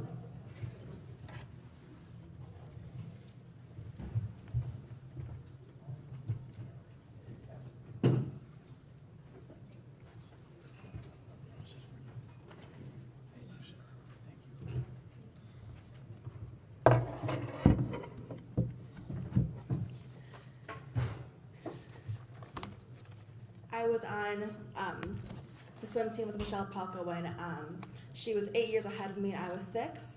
So I kind of had her to look up to throughout swim team. Michelle was a 2007 graduate of Elgin Academy. While in high school, Michelle swam and qualified for the IHSA state swim meet as an individual, in the 200 meter freestyle as a sophomore, and in the 200 meter and 500 meter freestyle as a junior. As a member of the Carthage College women's swim team, Pelka was undefeated, 24-time conference championship swimmer in 4 years of competition in the 200 meter and 400 meter individual medleys and the 200 meter fly. In addition to being a member of numerous 200 meter and 400 meter freestyle medley relay teams. While being the most decorated swimmer in Carthage's history, Michelle was a 15-time All-American and 3-time academic All-American. She set conference records in the 200 meter individual medley, 400 meter individual medley, and as part of the 200 meter freestyle relay team. She qualified and competed all 4 years in the NCAA Division II national meet. She qualified and competed all 4 years in the NCAA Division II national meet, finishing 4th in the 400 meet individual medley, 6th in the 200 fly, 6th in the 200 freestyle relay, and 8th in the 200 freestyle relay in 2007 through 2009. Michelle placed in those same events the following year with an 8th in the 200 meter freestyle relay. Her senior season in 2011, she placed 6th in the 200 meter fly and 10th in the 400 meter individual medley. In total, Palka was a 6-time first team All-American and a 9-time honorable mention. Michelle was inducted into the Carthage College Hall of Fame in 2017, holding 3 individual records as a member of the 4 school relay records. She has gone on to earn her medical doctorate and is currently a pediatric cardiologist. And she wanted me to say a few words on her behalf. She prepared this. Elgin and the surrounding area mean a great deal to me and my family. My dad grew up in Carpentersville, and although he can't float, he was a standout baseball player and softball player. My mom grew up in Dundee and is probably where I got the swimming genes from, as she was a freestyle and butterflyer for the Elgin YMCA and Dundee High School. We lived in Elgin for the first 2 decades of my life. It is where I call home. I attended school here and worked here, and spent the majority of my athletic career representing Elgin. Being solidified into the city's history means the world to myself, my family, and for that I would like to say thank you. It is hard to pick a single memory to represent my swimming career, because swimming was so ingrained into my entire life. My winters were spent between Elgin, YMCA, and Larkin High School pools before and after school. My summers were spent driving to Wing Park at 4:30 for early morning practices. When they say that sports are formative, that they create discipline and drive, I think they were talking about facing non-heated pools in a 60-degree morning and jumping in anyway. Sports can take a toll on your body. When I was a senior in high school, I was faced with a torn ligament in my left shoulder from a bad overuse injury and was forced to have a corrective surgery. From the time I was 6 years old, I was no longer a swimmer. I was forced to direct the hard work and dedication I have developed through swimming into other areas of my life. As a senior in high school, this made me realize the importance of being well-rounded, educated, and having other dreams and aspirations in several areas. I contemplated not returning. After starting college, I attended the first practice, not knowing if I would continue. It took about 15 minutes of being in the pool with the team to realize that I could do both and needed to do both. With a new perspective, I ended up being a better swimmer and better person having gone through this. For as much as I gave swimming, swimming gave me a lot in return. Like many of us here, it made me who I am today. My best memories, best friendships, and several of my largest accomplishments have occurred submerged in water. I feel blessed to have the opportunity to participate and perform in something so meaningful. I would like to thank my family. Swimming was a family affair. My brother was a teammate growing up, and also in college, both of my parents and grandparents attended every single swim meet, all 12 hours of them, every weekend. I would like to again express my gratitude and extend congratulations to the other inductees tonight. Thank you.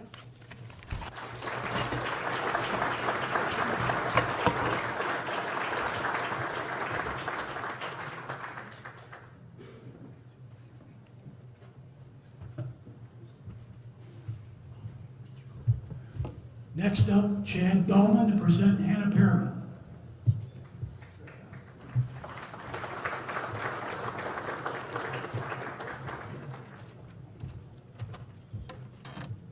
Good evening. My name is Chad Dahlman. I'm here tonight to present and introduce the most dominant softball player that I ever had the opportunity to work with, Hannah Perriman. I was the head varsity softball coach at Elgin High from 2010 to 2013. I was lucky enough to coach Hannah her sophomore through senior year, but being a graduate of Larkin and starting my softball coaching career there at Larkin, I always thought that I would bleed royal blue. But when the opportunity came to get a head coaching job and to coach one of the most dominant players in the area, I had to jump at it and become a Maroon. There are so many performances that stick out to me during Hannah's high school career. During her sophomore year, which was my first year coaching, Hannah led us to the regional title. This was the school's first softball regional title since 1995. Then there was a time we were at the Prairie Ridge Triangular. We were up against the number 2 ranked Cary Grove and their stud pitcher, Lindsey Efflin. Hannah went out and ended up striking out 20 of 21 batters in the victory, obviously. To show you how dominant she was, there was the game against Wabansie Valley, where in the first 3 innings, she went 3 up, 3 down with 9 strikeouts. The last 4 innings of the game, every single batter bunted. Okay? I won't tell you the outcome of the game, but and then Hannah wasn't just a beast on the mound. She was also a threat at the plate. There was the game against Larkin at Judson University. Everybody knows how intense those Elgin-Larkin games are. The game had gone into extra innings with each team getting out of crucial jams. Hannah stepped up to the plate and ended the game with a bomb off the scoreboard. After high school, Hannah went on and starred at the University of Missouri St. Louis, and some of her top accomplishments include being a 16-time Great Lakes Valley Conference Pitcher of the Week, being a 4-time All-American. Her junior and senior year, she was a top 3 finalist for Division II National Player of the Year. She pitched 9 career perfect games and 15 career no-hitters. She was the first Division II player to be drafted into the National Pro Fast Pitch Softball League. I could stand up here and keep going and tell you all her accomplishments, but they limited me to 3 minutes. So it's my honor to introduce to you Hannah Pearman.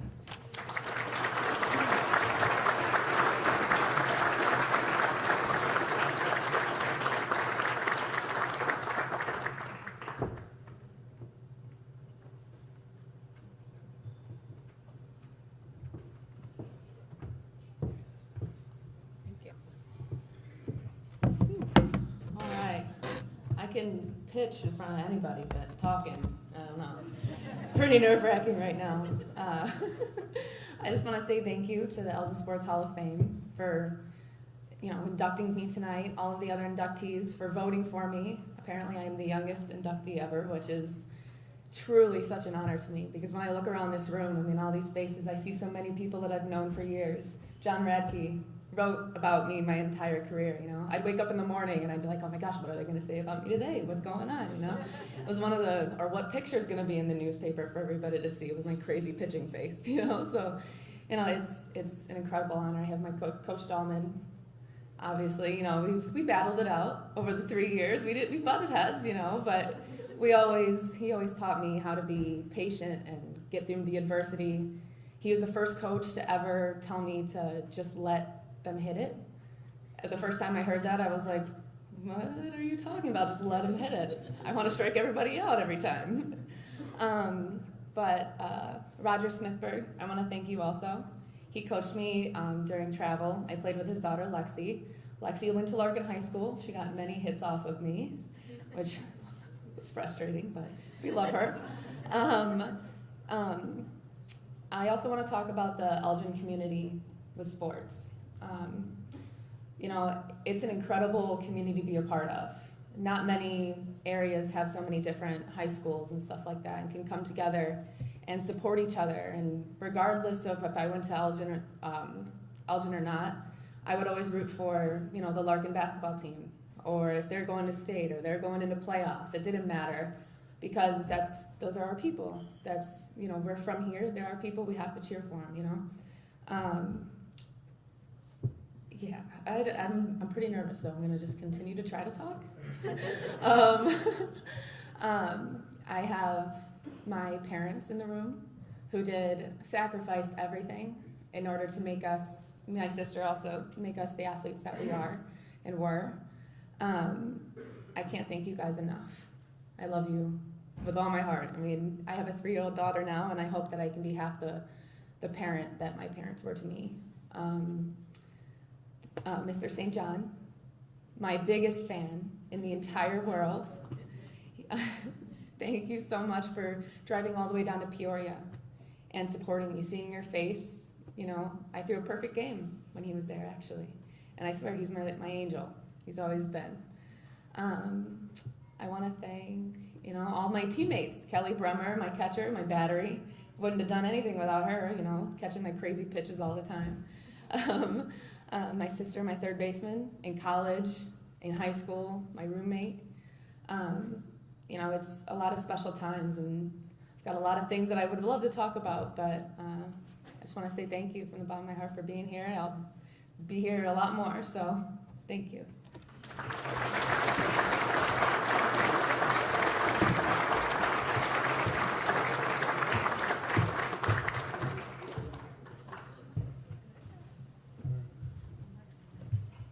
Our last presenter tonight, good old Daily Herald reporter, Mike Biazga, presenting John Radke.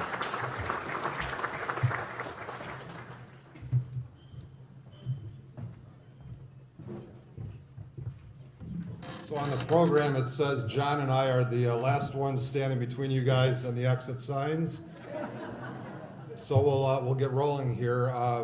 Give you a little bit of a public speaking free tip. You always want to tell your audience, give them a little bit of an agenda. So again, so they can anticipate when you're going to stop talking. So I'll talk about John's professional accomplishments here, and then we'll go over the real reason that we're in this room tonight honoring him. His professional accomplishments, pretty self-explanatory.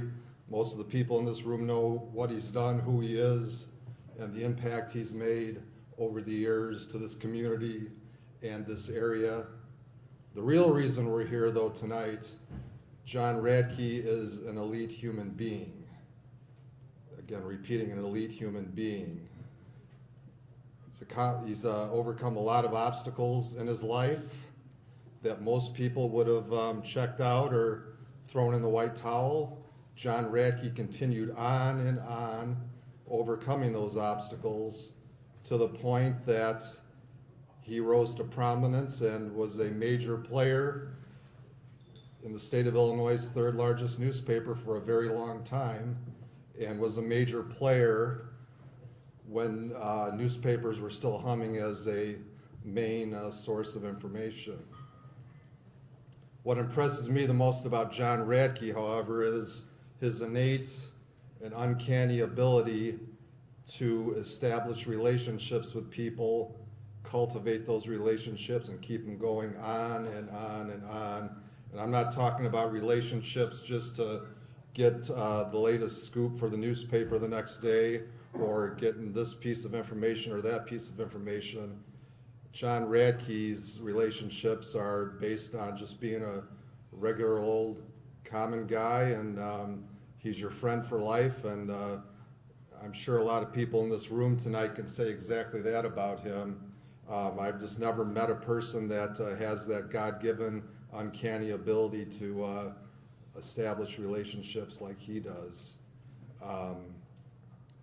You mold all that together, you take that ability to have those relationships and maintain them, and then you take his personal accomplishments, and he has had an unbelievably profound impact on thousands of student athletes in this city, in this area, athletic directors, administrators in schools, townsfolk, parents of student athletes. It's unbelievable what he's accomplished, and the impact he's had on student athletes in schools in the city of Elgin and beyond. Now, he'll probably talk in a minute here. I'd be remiss. I know this award means a ton to him tonight. The only thing that would make it better is if his father was here with him tonight, John Sr.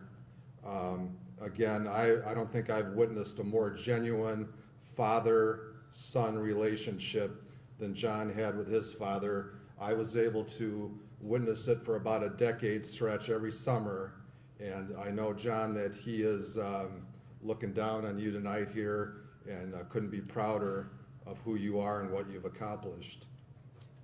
So, without further ado, get up here, Coach, and accept your rightful place into the 2022 Elgin Sports Hall of Fame.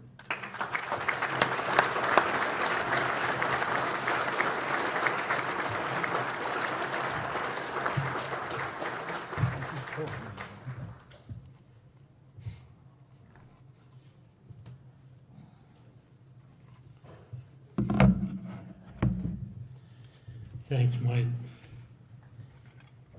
I couldn't have asked for anybody better to, I'm gonna set that there and hope it doesn't fall. I couldn't have asked for anybody better to introduce me. Mike and I first met in 1995, the fall of 95, at a Larkin football game when Mike was still working for the Elgin Courier and I was just starting out with the Herald. We were at Rich East or Rich South or something like that, covering a Larkin football game, and that's where Mike and I first met, and we've been friends basically ever since. First of all, before I say any more, I want to thank Jim Harrington and the Elgin Sports Hall of Fame Board of Directors. What a special night this has been, huh? Let's give the Elgin Sports Hall of Fame Board a good.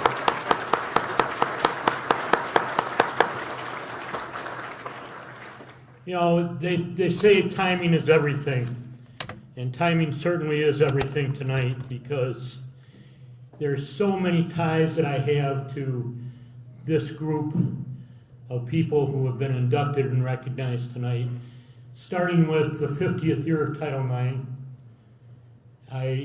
When I started my career sports writing in the early 70s, mid 70s, girls sports had not even become recognized by the IHSA yet. In 1987, when my sister played basketball at Burlington Central against Beth and St. Ed's, that's when I really started kind of saying, you know what, these girls deserve more ink than they're getting. So for the better part of my career, I tried to do just that. And while I always loved covering boys basketball, football, baseball, I kind of formed a niche in covering girls sports. And, you know, Amy, I wrote about Amy back in the 80s, and, you know, there's so many people in this room. And that's why I don't want to talk about my career, because I couldn't have done what I did without all of you. Without every single person in this room, I would not have accomplished what I accomplished, and I wouldn't be standing up here tonight. So first of all, congratulations to all the award winners. I need to single out a couple of them. Hannah, I go back to the Jenny Parks days. Now, I don't know how many of you in this room remember Jenny Parks. I know Dave does. Hannah Perryman was the best pitcher to ever touch a softball in this city. Jenny Parks, Liz Waller, Mel Dickerson. There have been a lot of good ones, but Hannah, you were the best. Beth, you know, Beth and I go way back. Prior to IHSA days, and since you've been with the IHSA, congratulations, you are most deserving of your award tonight. That Larkin girls volleyball team, I was there that night, OB. I'll never forget that night. I know you girls won't either, you ladies won't either. But what a lot of people don't remember about those ladies is they went on for the next 2 years, many of them, 5 or 6 of them at least, went on to play at ECC for Jeff Weathers. And we had a couple of really nice weekends in Battle Creek, Michigan at the NJCAA Nationals those 2 years after Larkin. So that ties in. That ties in. I told you. Oh well. So I'm not gonna say very much about me. I want to thank some people, and then we can wrap this up. This is the second year in a row, by the way, that I wrapped up this banquet. Last year I got to introduce Danny Sheldon, who couldn't be here to wrap it up. So let me start with some thanks. First of all, the people at my table tonight. Mike, Chris, Kylie, glad you guys could be here. Courtney LaFurl and Jackie Corn Frazier. I don't know if she's still awake, listening or not on the YouTube thing. She couldn't be here because her daughter is ill. She was going to be here. But through my years at the Daily Herald with the Lightning and everything I did over the last 20 years especially, I could not have come up with two better friends and confidants than Courtney and Jackie. Steve Veribi, my softball partner, thank you for coming up tonight, Steve. Early on in my career at the Courier News, I'm going to bring up a couple of names that other than Dave St. John and maybe a couple other people in this room might not remember. Stan Shallot. Stan was the former sports editor at the Courier, gave me my first real opportunity to be a paid sports writer. Bill Kent, Tom Robeson was our staff back then. And carrying on through that time with Don Wojciechowski. I think a lot of you remember Woj. Gave me opportunities. The first real opportunity I had to put my name on some meaningful stories was the Hampshire football team back in 1976, 78, 79, when they won state championships and finished second.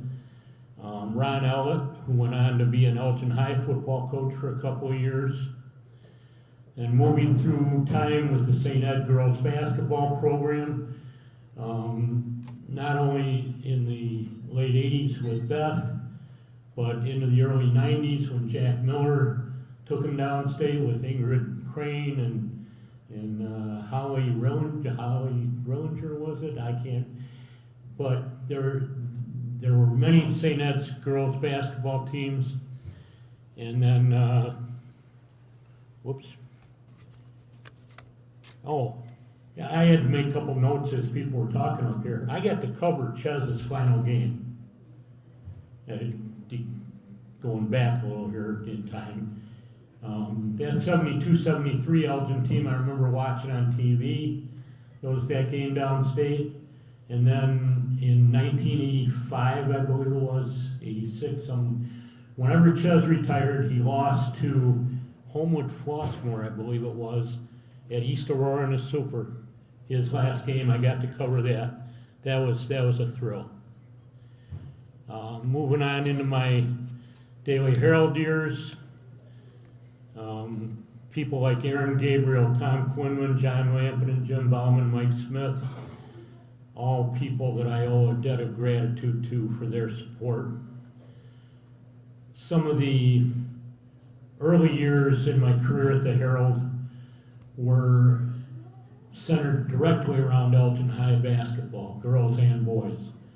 1996, the Elgin girls team with Lee Turek and Mark Sharf coaching them. I know Sharf's on the YouTube thing. I don't know if Turek's still awake down in Florida, but those guys, and I have to say a special thank you to Mark tonight for nominating me for this award. But that was the first year, my first year at the Herald was 1995-96, and I got to cover that team downstate. Thought they had it, but came up one game short, losing to Stevenson in the state finals. And then Jim's teams with Sean and all those guys that followed a couple years later and went to Peoria. And, moving on in through there with Darren getting Larkin downstate. And, you know, there's just been so many teams and individuals that I could stand up here all night and not remember every one of them. My relationship with the IHSA has just been phenomenal.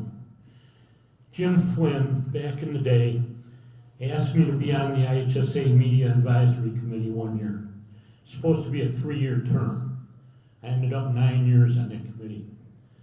And in those 9 years, you know, a lot of people say negative things about the IHSA. It's a governing body.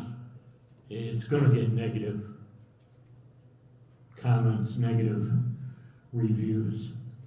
One thing I learned about the IHSA is there's not one person that I ever worked with at the IHSA that did not have an incredible passion for their jobs and for what they do for student athletes. I use that term because I think a lot of times we forget that it's student athletes. How many student athletes make a career out of the athlete part? A very, very low percentage.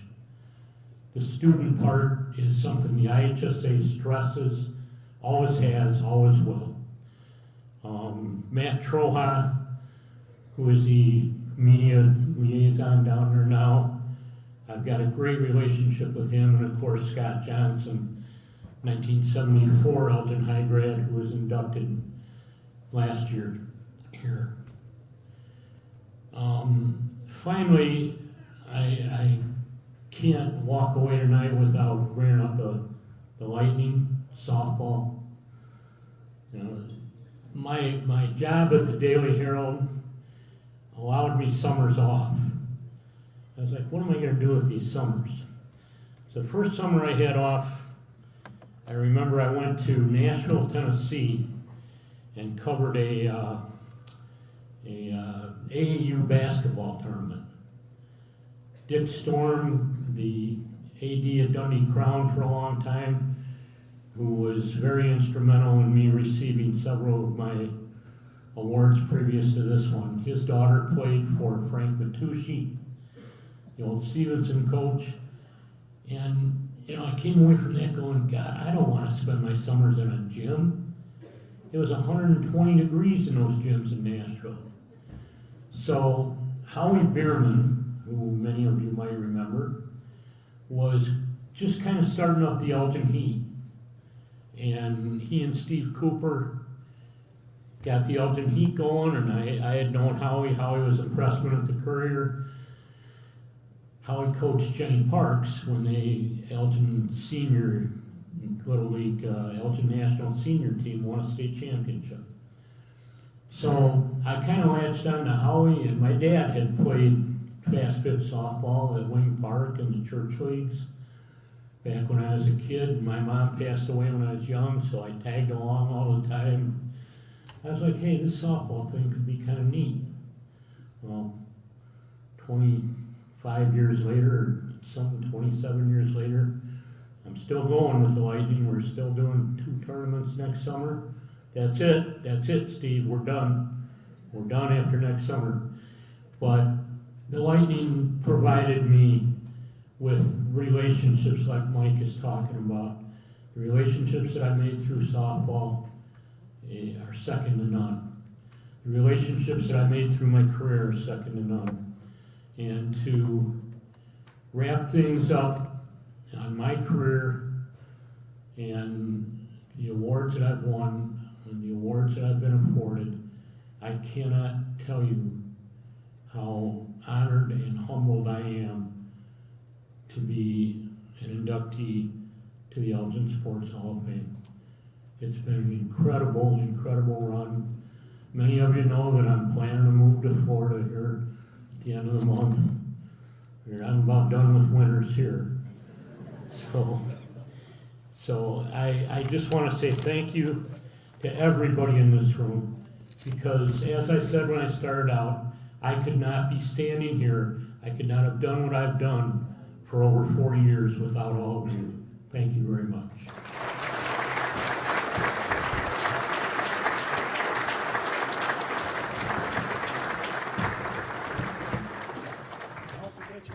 I got it. You sure? Yeah. Nice job.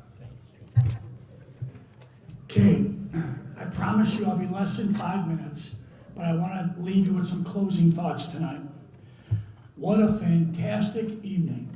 Every year I say that when I come to this banquet and see this crowd and see the successful people in this room. It just humbles you to see the good things that are going on in the Elgin community. The backdrop is going to stay up for 15 minutes or so after the banquet tonight for anybody who wants to take pictures. Please, please, please use it. That's what it's there for. Take as many pictures as you need. After tonight, we have 204 inductees. 5 more tonight gave us 204. We have now reached, as I mentioned earlier, $724,000 in scholarships that we've given out. We have digitized our Hall of Fame. Please take a look at it on Touch Pro. A year ago, I didn't know what Touch Pro was, but I do now, and it's fabulous. And Corey Topple and his crew have done a great job. Ben Erickson, Corey Topple have done a great job of putting our Touch Pro together, and all you gotta do is touch a button, and you're on it. You can see all you want to see about what's going on. Next, our website. Rachel, please raise your hand or say hi or whatever. What she has done with our website is unbelievable. You can touch it now and you're on the website. It's amazing. Okay, and she has really energized our organization with our website. So please take a look at that also. I would like to thank all the members who year after year have donated money to this organization. In your program tonight, toward the end of the program, you will see all the people that give money year in and year out to this organization so we can continue our scholarship program.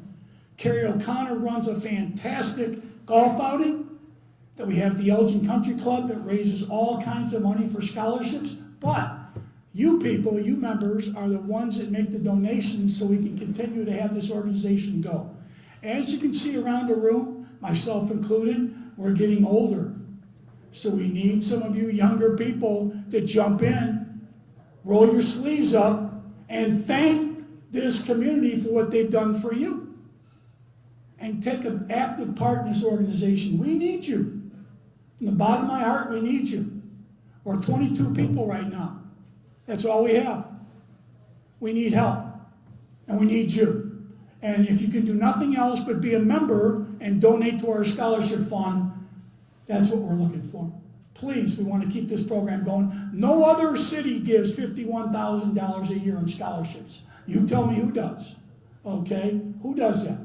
Nobody in the state of Illinois. I've talked to every coach from the northern part to the southern part, and no one does what we do. So we need you, though. We can't do it alone.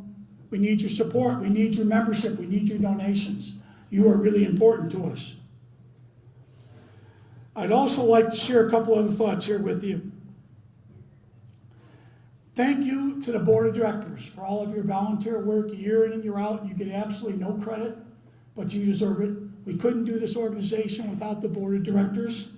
So we really appreciate everything you continue to do. Their names are also in the program. Some of you will know some of those people. Please contact them if you have suggestions about the organization or how to help, or you want to get involved and you don't know me and you don't know some other people, but you do know people on this board. So please talk to them. Please join us. If you like what you saw tonight, please become a member. It's so easy. For us old timers, there's a form on the back page. Mail your check in if that's the easy way for you to do it. But for those new people like Ann Vogt and Mike Strasser and those people, we can QR it now. Okay, and you can join very simply by doing that. Or go to the website that Rachel set up the button. Punch it and join. I can even do that. Please please get involved with our organization. We need you. We need you badly. Last but not least, there's some half sheets of paper sitting around your table, all different colors, so you can't miss them. Green, yellow, blue, all kinds of things. It's a short survey. Please fill it out. We want to know what you think. It's not a long one by any means. It'll take you a minute or two to do it. Please fill it out. Leave it on the table. Our board of directors will pick it up tonight, and you won't have to do anything but do that. Okay, just fill it out and leave it. Now, we have some decorations on your table. I know when you go to a wedding, they auction them off and you can take them home with you. Don't take them home with us.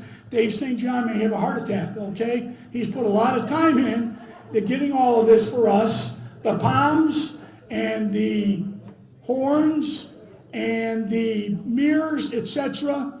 I know red and black look good, those palms, but don't take them. We need those. Okay, we'll collect them ourselves afterwards.